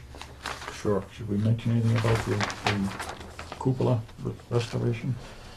It's not in there. On the Did mention something. third paragraph, We mentioned the restoration of the clock for the town cupola, town hall cupola. How about The cupola itself. restoration of both? It mentions, Clock and- it does Oh, mention the yeah. repair and restoration of the Okay. town hall cupola in April. Okay. It's a clock we're still waiting for, right? clock, I'm waiting for that quote. There is a double paragraph space. I mean, it's not a big deal. You do Well, mention it it. says, that including the replacement of 10 windows on the second floor of the town hall, March, the repair and restoration of the town hall cupola in April 2000, this is calendar year 2013, Right. Mhm. and the restoration of the town common landscape, so. those Okay, was no, some of that's the- fine, yeah. Okay, is that all right? Yep. Anything else? Yeah, just that double paragraph, did you see that the other, I don't know if that's intentional or Looks good. not. Yeah, otherwise it looks fine. Amy, thank you.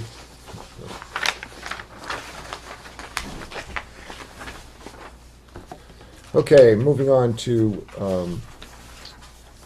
do we need to vote on that? To accept that with the Yes, changes? if you could, please. Okay. I'll make a Have a motion? to accept. I have a Second. second. I have a second. Any discussion? All those in favor? Aye. Okay, Town Hall Annex Mr. Project. Chairman, I'm sorry, who made the motion, seconded it? That was I Dave and Joe. Okay, thank you, sorry. I'm sorry about that. Town Hall Annex Project update. Campbell Construction started mobilizing equipment at the annex site today. The selectmen need to select a color of paint exterior for the building. I think it should That's, be now I know purple. why this is here. Yeah, this needs to be voted on. Purple with pink polka dots. Doreen tagged, she's got a lot of skills in this tagged? area, she tagged Okay. I feel like I'm with my wife right now. some of the colors that closely match the current color. Anything you pick will be wrong. Yeah. We buy a new car and you agree on the car and you fight for 2 hours over what color it's gonna be. Yep. Well, you gotta understand, you're supposed to consult. So now- Oh, is that how it I can- works? I can look- You see, I can look at these colors, and I can pick out the one I think I like, but I have to consult. Yeah. You know how I consult? Yes, dear. Exactly how it And works. then you're Bob's got told it. how that's not what I had in mind. You Bob's gotta- got it. Bob's got it right down to a T. Successful marriage. Okay. This is usually where she went over my head with the color swatches. Okay. So are these the body color and then trim color too, or is there? Yeah, they have to start, they're gonna paint, put a base coat and then paint the first coat. Yeah. So I need to get the color to him right away. I mean, are we going to be painting the base color of the building?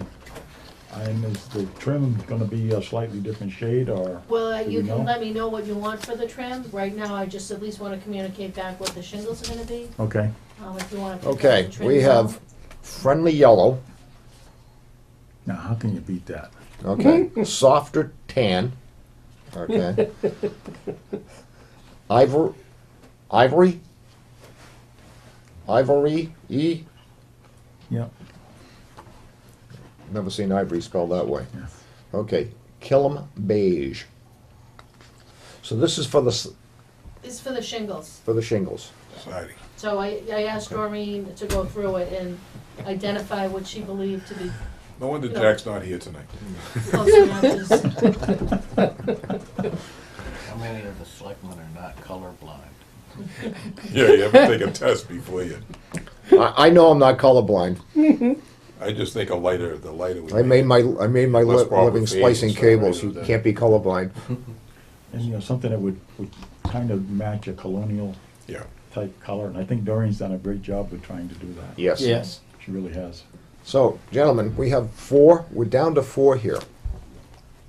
What do you think?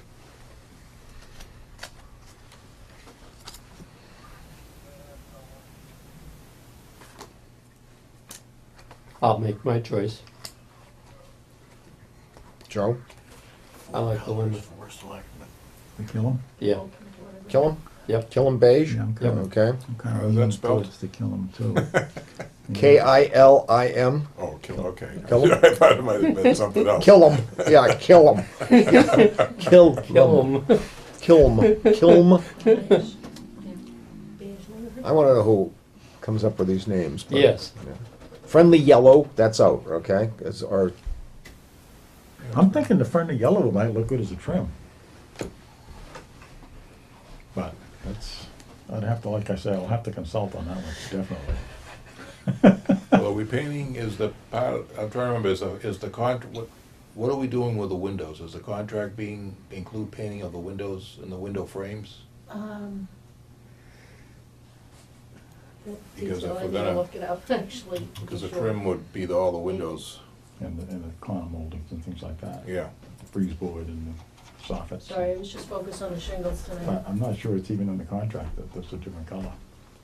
Yeah, I'm not sure. I don't know, I don't remember it being there. But yeah, if we just concentrate on like body she said, just the siding Siding. color now. Yeah, they need let's to do the They need to shingles. prime that because, Okay. and they're gonna start next week or this week, so. Joe's kill 'em beige. Yeah, Killam's fine, I don't really, it doesn't, they're all, Yeah, that's fine. when you get it up there, you know, we'll get more complaints about the color of that building than any other. Doesn't matter. than- Not Even if we gonna turn the fire truck down, it won't matter if we got the wrong color when we get it. So, I mean, I'm telling you, it's just, we all know how that works. It's okay, I'm Dave Peterson. Oh, thanks. Hold up now, wait a minute. If you just pick out the shingles, they're not gonna matter on the trim for a week. It's just. Yeah, No, no, that's what we're doing, we're just We picking can out resume the, that Okay. discussion next week. Kill them. Kill 'em? yeah, Kill 'em? kill them is fine if it. Kill them. Kill 'em. Kill 'em Okay. beige. Can I have a motion? I'll make that motion. I have a motion. Do I have a second? I'll second it. I have a second. All Dave those in Dave favor? and Joe. Joe and Dave. Aye. Aye. Okay, it's kill 'em. All right. Yeah, that was easy. Why isn't it that easy at home? Jones watching, watch it. Yeah, I know. Not just Jones watching. but- I know. They all waited for this hour to see the Yes, color of yeah. the building. We haven't heard the repercussions yet. As long as it's not blue, we'll be all set. Yeah. Okay. Wait till we hear from the people that work at the building.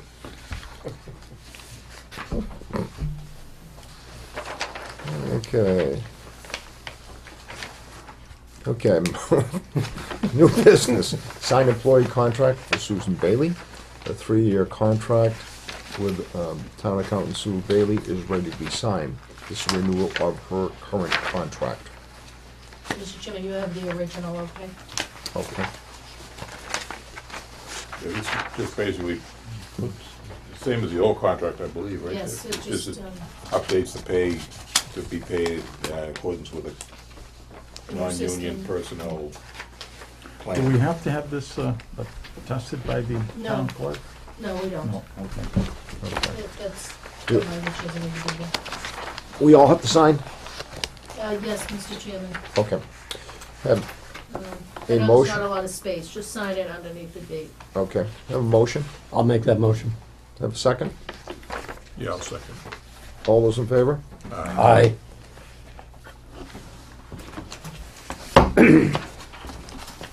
Bob?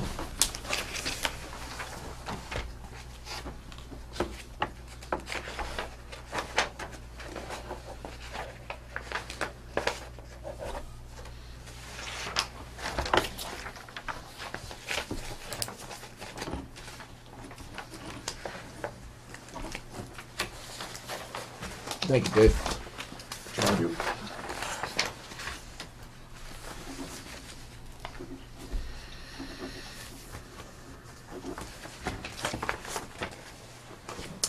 Okay.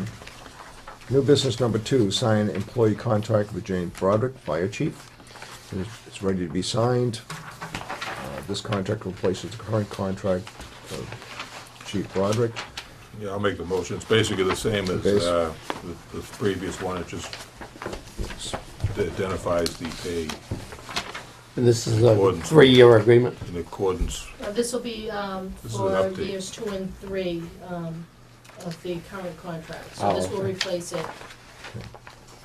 And the new language is on page 3. Yeah, And the last 2 Yes. paragraphs on page 3 address fiscal 15 and fiscal 16. Oh, okay. basically, he had a strange clause in there about pay raise, so we just made it in conformance with the personnel plan. Mm-hmm. Have a motion? Yeah, I'll give you the motion. Have a second? Second. All those in favor? Aye. Aye. Bob? I just said aye. Oh, I thought you said aye. I was reading the Okay. meeting schedule. I wasn't paying attention to the vote.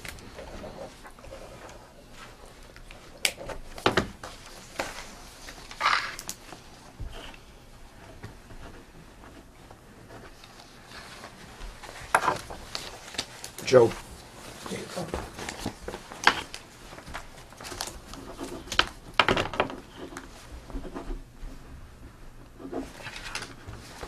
Thank you.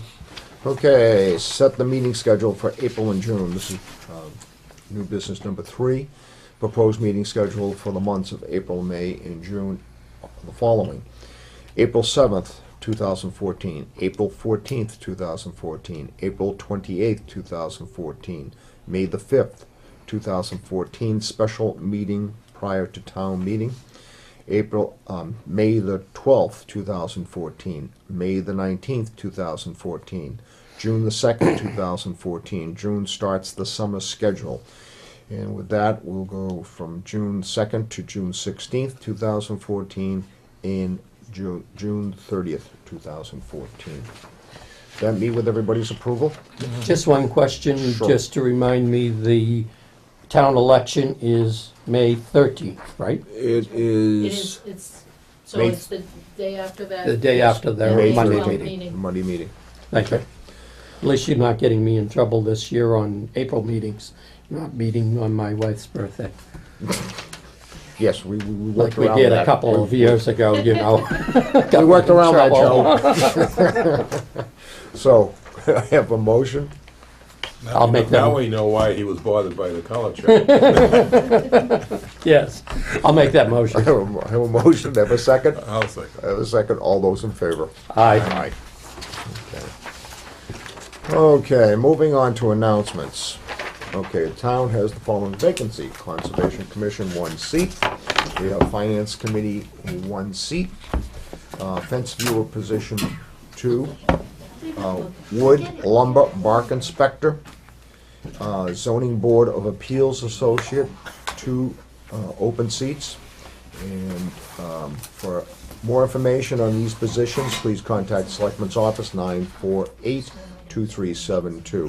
And as Dave has always been talking about, we need volunteers. You don't have to be, on the Finance Committee, have a background in finance or accounting or anything like that. We need people with common sense. And Dave, that's perfect, what you've been saying. The same thing with the ZBA, too. Was it the ZBA that has the opening? Yeah, CBA.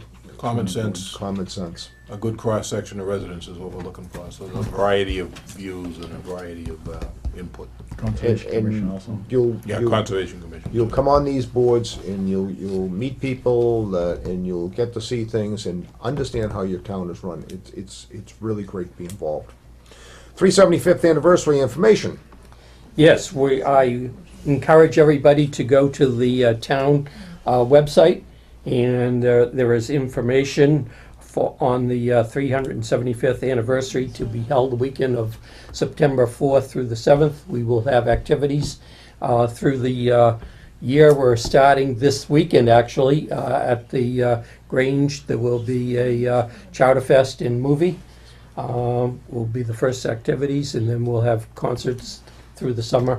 And we encourage people to look at the website, and if anybody would like to make a donation to defray the cost, if they would send a check to the town of Raleigh, just make a note on it for Raleigh's 375. We'd appreciate it. Goes to the treasurer's office. It goes to the treasurer's office. Okay, thank you, Joe. Battery recycling box is located at Town Hall and the library.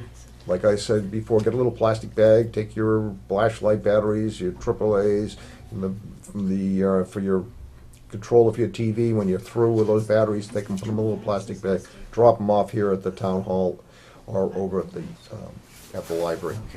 Great way of being green. Don't throw them in the trash and go into the landfills. Okay? Riley Food Pantry is in need of donations. Riley Food Pantry is open Tuesdays from 10 a.m. to 12 p.m. and Thursdays from 5:30 p.m. to 7 p.m. Town meeting will be held again on Monday, May the 5th, 2014. Okay.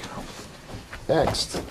Need a motion to go into executive session. Call for motion to go into, thank you, Larry. Hi, Larry. Go for executive Part of session for being the, spray painted, killing beige. Don't joke about that. make a motion to go to executive session for the purpose of discussing strategies with respect to collective bargaining and the purchase of real property in litigation, because an open meeting may have detrimental effect on negotiating and litigating positions of the town, and not to return to open session. As for a I'll member, give you that motion. I have a motion. Do I have a second? Second. I have a second. All with a roll call vote. I, Joe Perry. I, Robert Snow. Hi, Robert Murray. Hi, Dave Peterson. Everybody, thank you very much for being with us tonight. Happy St. Patrick's Day. Happy Evacuation Day. And we'll see you next week. Thank you. Good night.